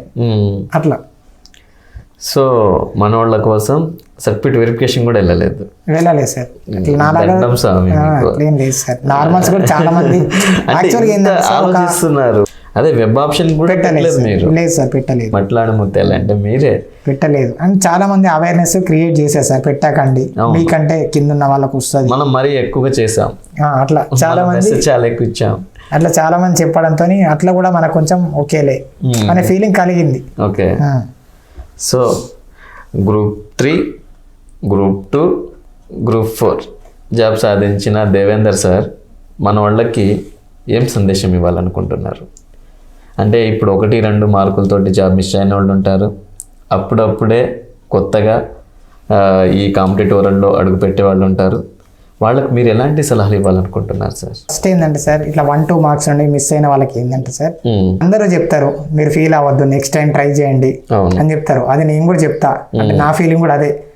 కాకపోతే ఏంటంటే ఏదో ఒక ఆల్టర్నేటివ్, మీకు 1-2 మార్క్స్ మిస్ అయిందంటే మీకు ఒక లక్ అనేది లేదు తప్ప డెఫినెట్లీ మీ దగ్గర సబ్జెక్ట్ ఉంటుంది. ఆ సబ్జెక్ట్ ఉంది. అసలు ఏ సబ్జెక్ట్ లేని వాళ్ళు కూడా కోచింగ్ సెంటర్లు పెట్టి కోచింగ్ ఇచ్చే వాళ్ళు ఉన్నారు. మీలాంటి వాళ్ళు ఏదైనా ఒక కోచింగ్ సెంటర్లో ఫ్యాకల్టీగా చెప్పడము, మీరే ఒక ఇన్స్టిట్యూట్ ని స్టార్ట్ చేయడము, సూపర్, ఏదో ఒకటి చేస్తే డెఫినెట్ గా నడుస్తుంది, సక్సెస్ అవుతుంది. మెంటర్షిప్ చేయాలి, వచ్చిన వాళ్ళే చేయాలని ఏం లేదు, రాని వాళ్ళు కూడా చేయొచ్చు. 1 మార్క్స్ తోని, 1 మార్క్ తోని, 2 మార్క్స్ తోని పోయిన వాళ్ళు డెఫినెట్ గా చేయొచ్చు. డెఫినెట్ గా ఆ స్కిల్ టాలెంట్ డెఫినెట్గా ఉంటుంది. పోయిన వాళ్ళకి జాబ్ రాని వాళ్ళకి ఎక్కువ తెలుస్తుంది, ఎట్లా పోయింది, మాకు ఎక్కడ పోయింది, మేము ఎలా చెప్పాలనేది రాని వాళ్ళు మాత్రమే బాగా చెప్పగలుగుతారు. వచ్చిన వాళ్ళకి ఏంటంటే వచ్చిన వాళ్ళకి నాకు వచ్చింది, మీకు కూడా వస్తుందనే ఉంటది. రానోనికి ఏంది, నాకు ఇక్కడ రాలేదు, మీకు ఎట్లా ఇక్కడ రాలేదు, నాకు ఇక్కడ రాలేదు కాబట్టి మీరు ఇక్కడ మిస్టేక్స్ ని కవర్ చేసుకోవాలి, సర్దుబాటు చేయగలుగుతారు మంచిగా. అలా చెప్పేంత ఉంటుంది. ఫ్యాకల్టీస్గా వెళ్ళొచ్చు, ఏదైనా చేయొచ్చు. కావాలంటే నెక్స్ట్ ఏదైనా ఎగ్జామ్కి ఆల్టర్నేటివ్గా ప్రిపేర్ అవ్వచ్చు, మళ్ళీ అంటే ఏదైనా నోటిఫికేషన్ కోసం అట్లా ఏదైనా చేయవచ్చు. కానీ అంతేగాని మనం బాధపడి ఇక్కడతోనే లైఫ్ అయిపోయింది అనే ఫీలింగ్ ఎప్పుడు ఉండవద్దు. అట్లా డెఫినెట్గా చాలా మంది ఇట్లా రాసి మంచి టాపర్స్ ఉన్న వాళ్ళు, మంచి మార్క్స్ ఉన్న వాళ్ళు, చాలా మంది ఇట్లా లక్ లేకపోవడం వల్ల పోయిన వాళ్ళు కానీ అట్లా 1-2 మార్క్స్ లో పోవడం అనేది ఇక లక్కే సార్. అవును సార్. అట్లా వాళ్ళు equal to the fighters, rankers తోటి ఫైట్ చేశారు. అవును సార్. పాపం లక్, మీరు చెప్పినట్టు లక్ లేదు అంతే, ఆవు గింజ అంతా అయినా ఉండాలంటారు. అవును సార్, అది డెఫినెట్ గా ఉండాలి సార్. మనం అనుకుంటాం చాలా కష్టపడ్డాం, మనం ఇంత చేసాం అంత చేసాం అని, కానీ అది కూడా అవసరమే. అందరూ మన లెక్క కష్టపడ్డ వాళ్ళే కదా. అట్లా ఇప్పుడే కోచింగ్ వస్తున్న వాళ్ళకి ఏం చెప్తారు? ఇప్పుడే డిగ్రీలు అయిపోయినాయి సార్, గ్రాడ్యుయేషన్ అయిపోయింది, వాళ్ళు కాంపిటేటివ్ వరల్డ్లో అడుగు పెట్టాలనుకుంటున్నారు, వాళ్ళకి మీరు ఇచ్చే సలహా ఏంటి? మీరు 1.5 yearలోనే 3 jobs క్రాక్ చేశారు, అందుకే మిమ్మల్ని అడుగుతున్నా. నాది ఏంటంటే సార్, నా నుండి నేను నేర్చుకుంది ఏంటంటే సార్, ఫస్ట్ పేషెన్స్ ఉండాలి మనకి. ఓకే. అట్లీస్ట్ మనం ఒక 3-4 years టైం ఇవ్వాలి దానికోసం. అవును. టైం ఇచ్చాక మీ ఇష్టం, మీరు వచ్చారు అంటే ఒక 3-4 years దాని మీద ఉండాలి, డెఫినెట్గా ఉండాలి. ఆల్రెడీ ఇప్పుడు 10-15 years ఉన్న వాళ్ళు కూడా ఉన్నారు, 20 years ఉన్న వాళ్ళు ఉండి ఈ రోజు నిన్న Group 2 Group 3 వచ్చిన వాళ్ళు కూడా చాలా మంది ఉన్నారు, నార్మల్స్ నాకు తెలిసిన వాళ్ళు. అట్లా మీరు ఒక 5 years చేయడం తప్పలేదు, రండి ఇవ్వండి. ఒకవేళ మీకు సెట్ అవ్వట్లేదు అంటే ఆల్టర్నేటివ్ కూడా ఇట్లనే ప్రిపేర్ అవ్వండి. సెంట్రల్ ఎగ్జామ్స్ అయినా పడతాయి, CGL కానీ SSC కానీ బ్యాంకింగ్ కానీ. ఒకవేళ మీకు మ్యాథ్స్ ఇంగ్లీష్ ఇట్లా వీటి మీద పట్టుంటే వెళ్ళండి. ఇవి లేవు అన్నప్పుడు గ్రూప్స్ కానీ ఇట్లా వీటికి చూడండి. కానీ అంతేగాని స్టార్టింగ్ నుండే ఇక్కడ రావాలనుకోవడం తప్పులేదు, కానీ ఆల్టర్నేటివ్ కూడా ఏదైనా రాయండి, జాబ్ కొట్టండి. తర్వాత ఎట్లనే ఎట్ ఏ టైం కంటిన్యూషన్ ఇది కూడా ప్రిపేర్ అవ్వండి, అట్లయితే బాగుంటుంది అనేది నా అభిప్రాయం. కోచింగ్ తీసుకోవాలంటారా? కోచింగ్ తీసుకోవద్దా అనేది ఏంటంటే సార్, 1 time తీసుకోవచ్చు సార్. ఎందుకంటే మనకు ఒక అవేర్నెస్ రావాలి, ఈ సబ్జెక్ట్లో ఏం చదవాలి, ఎక్కడ ఏం చదవాలి, ఏ బుక్ చదవాలి అనేది ఒక గైడెన్స్ కోసం అవసరం తప్ప, కానీ సబ్జెక్ట్ కోసం అనేది అయితే స్పెసిఫిక్గా కోచింగ్ అవసరం లేదు సార్. ఒక గైడెన్స్, ఈ టాపిక్లో ఎక్కడి వరకు చదవాలి, ఎలా చదవాలి, ఈ టాపిక్ అంతవరకు అవసరం. కానీ మన జాబ్ వచ్చే వరకు కోచింగ్ అవసరం అంటే లేదు సార్. ఒక టర్మ్ అయితే అవసరం సార్, డెఫినెట్గా కంపల్సరీ. ఎవరికైనా ఇప్పుడు రోడ్ మ్యాప్ వేస్తారు వాళ్ళు, వేస్తారు సార్. రోడ్ మ్యాప్ కోసమే సార్ కోచింగ్ అనేది, రోడ్ మ్యాప్ కోసం. కోచింగ్ తీసుకున్నంత మాత్రం జాబ్ వస్తుందని కాదు, ఆ రోడ్ మ్యాప్ ని కరెక్ట్ ఫాలో అయితే చాలు. కానీ కోచింగ్ అనేది అవసరం సార్. కొంతమంది చెప్తారు నేను కోచింగే తీసుకోలేదు అది ఇది అని, అది వాళ్ళు తీసుకోకపోవచ్చు, కానీ అది చాలా వరకు ఫాల్సే సార్. మనం తీసుకోవడమే ఉత్తమం అని నేను అనుకుంటున్నాను సార్, నా అభిప్రాయం అయితే అది. అంతే సార్. సార్ ఇప్పుడు మీరు మార్క్ టెస్ట్ రాశారా, రాయలేదా? మార్క్ టెస్ట్ అంటే నేను ఒకసారి హరీష్ అకాడమీలో రాశాను సార్. రాశాను కానీ మనకి చదివే వాళ్ళు ఉండాలి సార్. నేను ఒక 4-5 మార్క్ టెస్టులు రాశాను. మార్క్ అంటే ఇట్లా నార్మల్గా టాపిక్ వైజ్ రాశాను, గ్రాండ్ టెస్ట్లు ఎప్పుడు రాయలేదు. మార్క్ టెస్ట్ రాసేవాడిని, ఇట్లా పాలిటీ కానీ నాకు నేను ఇట్లా చూసుకొని రాసేవాడిని. అవి రాస్తా ఉంటే నాకు కొంచెం మంచిగా అనిపించేది, రాశాను. కానీ ఎగ్జామ్ దగ్గరకు వచ్చినప్పుడు నాకు రాయబుద్ధి కాకపోతుండే సార్ అవి. ఎందుకంటే అవి రాసే బదులు చదువుకుంటే కొంచెం ఏమైనా గుర్తుంటాయి. అవి రాస్తే ఏముంది, రాసే బదులు నేను చదువుకున్నాను అనుకో, నాకు ఏదైనా టాపిక్ గుర్తుంటుంది ఆ టైం వరకు. నా స్ట్రాటజీ అది సార్. ఇంకోటి ఏంటంటే నా స్ట్రాటజీ ఏంటంటే సార్, మనం ఎగ్జామ్ కంటే ముందు రోజు రిలాక్స్ అయిదామని అనుకుంటారు కావచ్చు, అది కూడా తప్పలేదు. కొందరు నా లెక్క భయపడే వాళ్ళు ఏంటంటే అదే రోజు బాగా చదవాలని అనుకుంటారు. ఏం కాదు, రిస్క్ అయినా పర్లేదు, ఎంత రిస్క్ అయినా పర్లేదు, ఈ రోజు నువ్వు చదువుకున్నది రేపు పొద్దున క్వశ్చన్లో కావచ్చు అని చెప్పి వచ్చింది కూడా మళ్ళీ రివైజ్ చేసుకుంటా ఏదో ఒకటి. అన్ని మనం కవర్ చేయలేం, కానీ ఏదో ఒక సబ్జెక్ట్, ఒక 2 papers ఉంటాయి Group 2 అంటే, ఆ 2 papers ఒక రోజులో కవర్ చేయకుండా ఏదో ఒక పేపర్ చదువుకుంటే చాలు. నెక్స్ట్ డే కూడా మనం వస్తాం, నెక్స్ట్ డే ఎగ్జామ్ రాయడానికి Group 2 రాసి వస్తాం, ఫస్ట్ పేపర్ సెకండ్ పేపర్ రాసి వస్తాం. అప్పుడు కొంచెం స్ట్రెస్ ఉంటుంది, కానీ కొంచెం టైం తీసుకొని అయినా కొంచెం పడుకొని తర్వాత లేసి అయినా సరే ఏదో ఒకటి చదవాలి. ఇక మొత్తం రెస్ట్ తీసుకొని డైరెక్ట్ ఎగ్జామ్ పోవాలంటే నా స్ట్రెంత్ అయితే అది కాదు సార్, అది నా వీక్నెస్. కనీసం ఒక 20 days గ్యాప్ వచ్చినా కూడా సబ్జెక్ట్ చాలా వరకు నా మైండ్లో నుండి వెళ్ళిపోతుంది సార్, చాలా వరకు వెళ్ళిపోతుంది. కాబట్టి ఏంటంటే కంటిన్యూస్గా ఉండాలి దాని మీద. ఎగ్జామ్ హాల్లో ఎలా మేనేజ్మెంట్ చేశారండి? ఎగ్జామ్ అంటే మనం ప్రిపేర్ అవ్వడం అనేది పెద్ద కష్టం కాదు సార్, ఎగ్జామ్ హాల్ని మేనేజ్ చేయడమే హార్డెస్ట్. అది మనం బయటపడితే క్లియర్. నేను చాలా మందిని చూసాను, మాకు ఏంటంటే ఇప్పుడు అందరు అనుకుంటారు వీళ్ళకి స్క్రైబ్స్ సపోర్ట్ చేస్తారేమో, హెల్ప్ చేస్తారేమో అనుకుంటారు. అది వేరే దగ్గర చేయొచ్చేమో, కానీ ఈ TGPSCలో ఏంటంటే కంపల్సరీ TGPSC స్క్రైబ్స్ని ప్రొవైడ్ చేస్తుంది. మీరు పెట్టుకున్న స్క్రైబ్ని ఇవ్వరు, అస్సలు ఇవ్వరు. ఇది 100% డ్యామ్ షూర్. ఎక్కడైనా వెరిఫై అంటే ఎవరైనా తెలియని వాళ్ళు కానీ తెలుసుకోవాలంటే వెరిఫికేషన్ చేయొచ్చు. TGPSC వాళ్ళే ఇస్తారు త్రూ డిస్ట్రిక్ట్ కలెక్టర్స్ నుండి. వేరే ఏదో ఒక ఇంటర్మీడియట్ కాలేజ్ కి ఆ డిస్ట్రిక్ట్ లో అప్పచెప్పి వాళ్ళ దగ్గర నుండి పంపిస్తారు. వాళ్ళు వచ్చి రాసినందుకు వాళ్ళకి ఏమైనా అంటే కొంచెం సపోర్ట్ చేస్తారు, ఏదైనా అట్లా ఇస్తారు. అంటే వాళ్ళ చార్జెస్ వాళ్ళకి ఇస్తారు. వాళ్ళ ఛార్జెస్ వాళ్ళకి ఇస్తారు. ఇంటర్మీడియట్ వాళ్ళని పంపిస్తారు, పిల్లల్ని పిల్లల్ని ఇంటర్మీడియట్ పిల్లల్ని పంపిస్తారు. ఇక్కడ ఢిల్లీ జూనియర్ కాలేజ్ ఉంది Karimnagar, okay, intermediate second year ఉన్న వాళ్ళని నాకు పంపించారు. చిన్న బాబు పంపించారు. అవును సార్. మరి ఆయన ఎలా కోఆర్డినేషన్ చేసుకున్నారు? ఇప్పుడు నేనున్నాను సార్, ఎగ్జాంపుల్ నేనంటే నా స్వతహాగా పేపర్ని చదువుతాను. ఇప్పుడు వేరే సార్ ఉన్నారు, ఆ సార్ స్వతహాగా క్వశ్చన్ పేపర్ని చదువుకొని ఎనలైజ్ చేసుకొని ఆన్సర్ టిక్ చేస్తారు. ప్లస్ బుక్లెట్ అదే మన ఓఎంఆర్ షీట్ని కూడా ఫుల్ చేస్తారు. ఇప్పుడు ఈ చిన్న బాబు ఇంటర్మీడియట్ బాబుని పంపించారు, ఆయనతో మీరు ఎలా కోఆర్డినేషన్ చేసుకోగలిగారు? కోఆర్డినేషన్ అంటే సార్ ఓకే వాళ్ళకి బబ్లింగ్ ఇట్లాంటి ఓకే కొంతవరకు స్కిల్ ఉంటుంది, ఎందుకంటే ఇట్లా పాలిటెక్నిక్ ఎగ్జామ్స్ ఏదో రాసి ఉంటారు ఆ టైం వరకు, వాళ్ళు కూడా ఎంసెట్కి ఏదో ఒకటి ప్రిపేర్ అవుతూ ఉంటారు కాబట్టి బబ్లింగ్ ప్రాబ్లం లేదు. కానీ చదివే విధానంలో ప్రాబ్లం ఉంటుంది. ఏంటంటే ఇప్పుడు పెద్ద పెద్ద స్టేట్మెంట్స్ ఇస్తారు, 2 స్టేట్మెంట్స్ 3 స్టేట్మెంట్స్ 4 స్టేట్మెంట్స్ క్వశ్చన్స్ వస్తాయి అండ్ మ్యాచింగ్ క్వశ్చన్స్ వస్తాయి.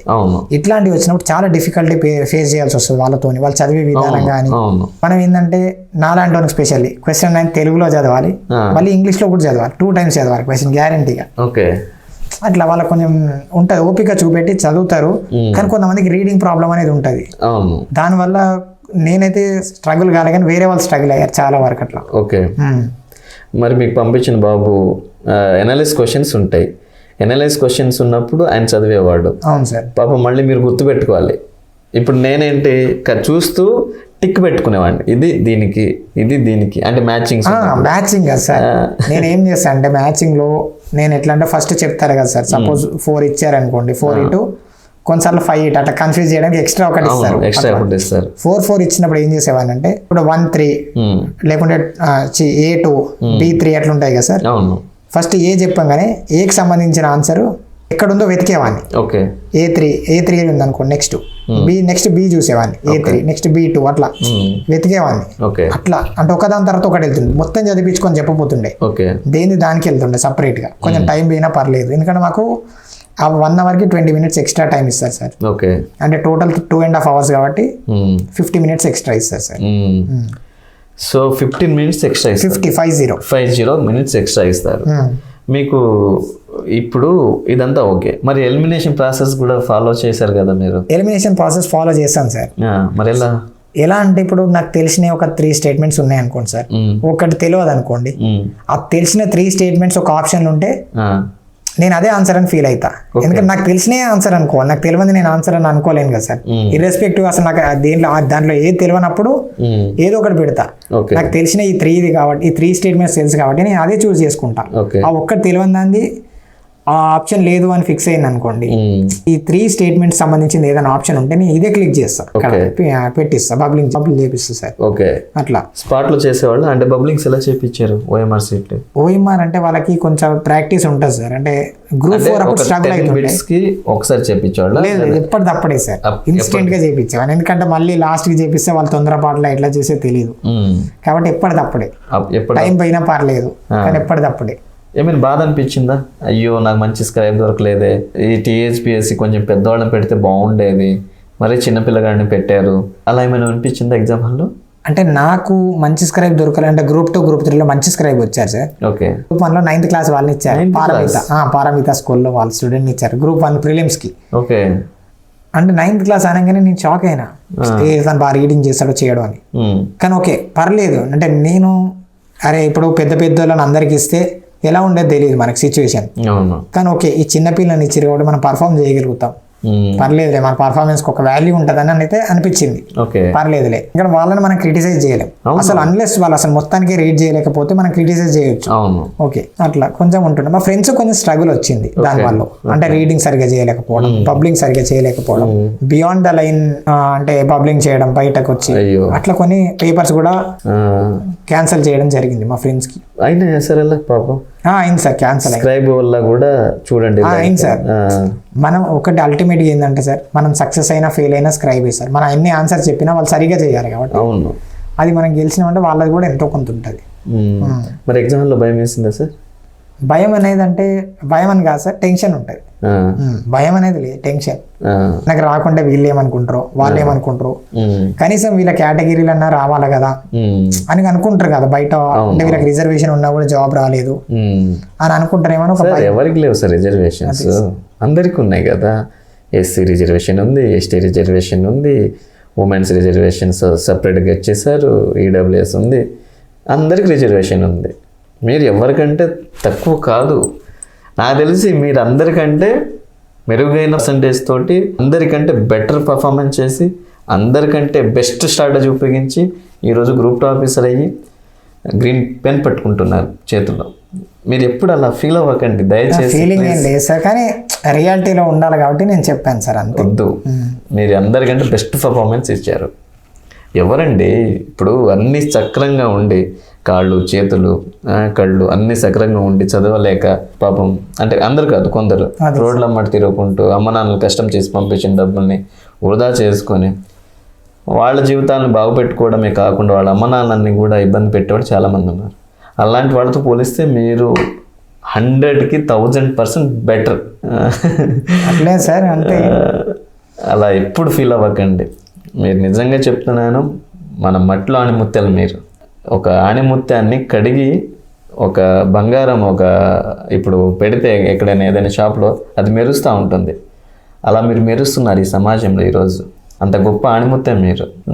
ఓకే సార్, మరి డే ప్లాన్స్ ఎలా ఉండేది? డైలీ రొటీన్ ఎలా ఉండేది మీది?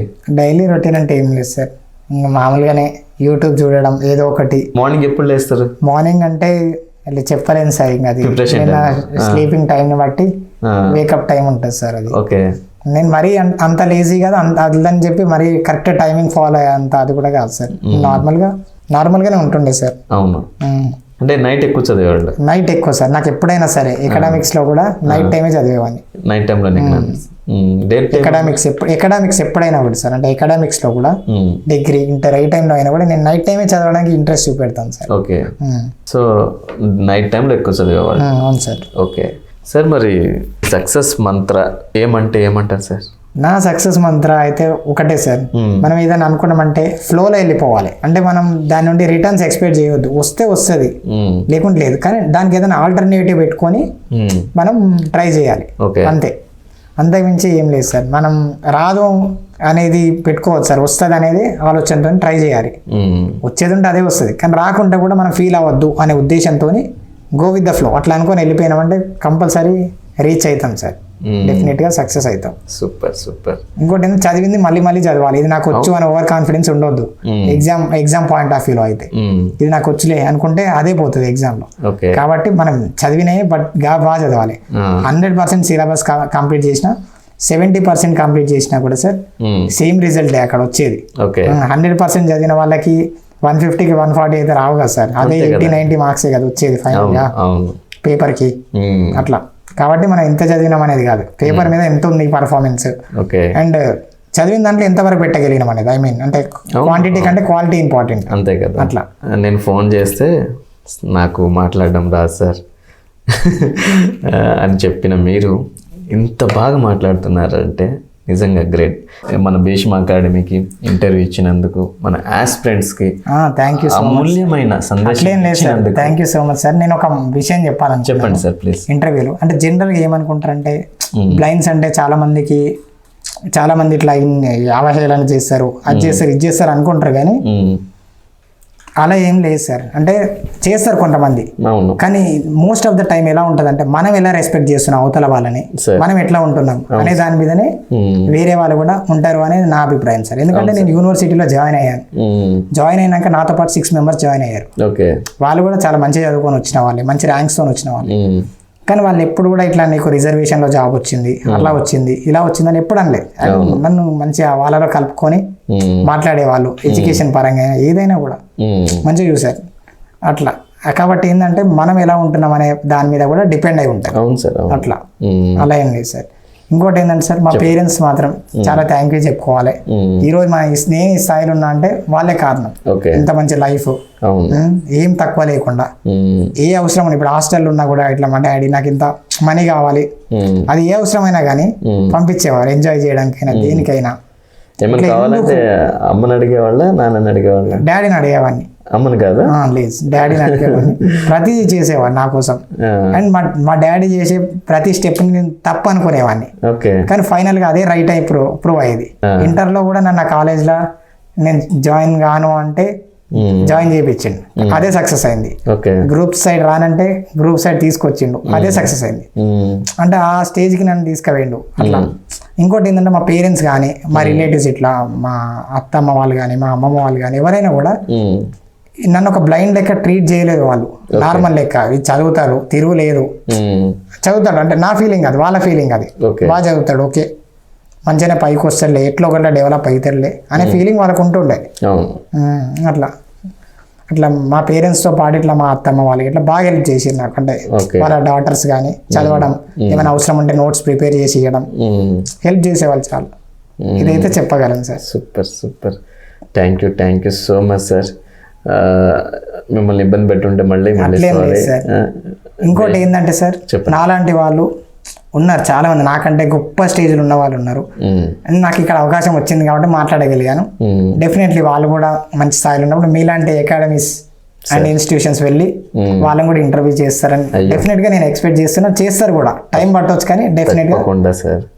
భీష్మ అకాడమీ, బీకే రావు సార్ ఎక్కడ ఆనుమత్యం ఉంటే అక్కడ వచ్చి చేయడానికి రెడీగా ఉన్నారు. Thank you so much. నేనే చెప్పాలి.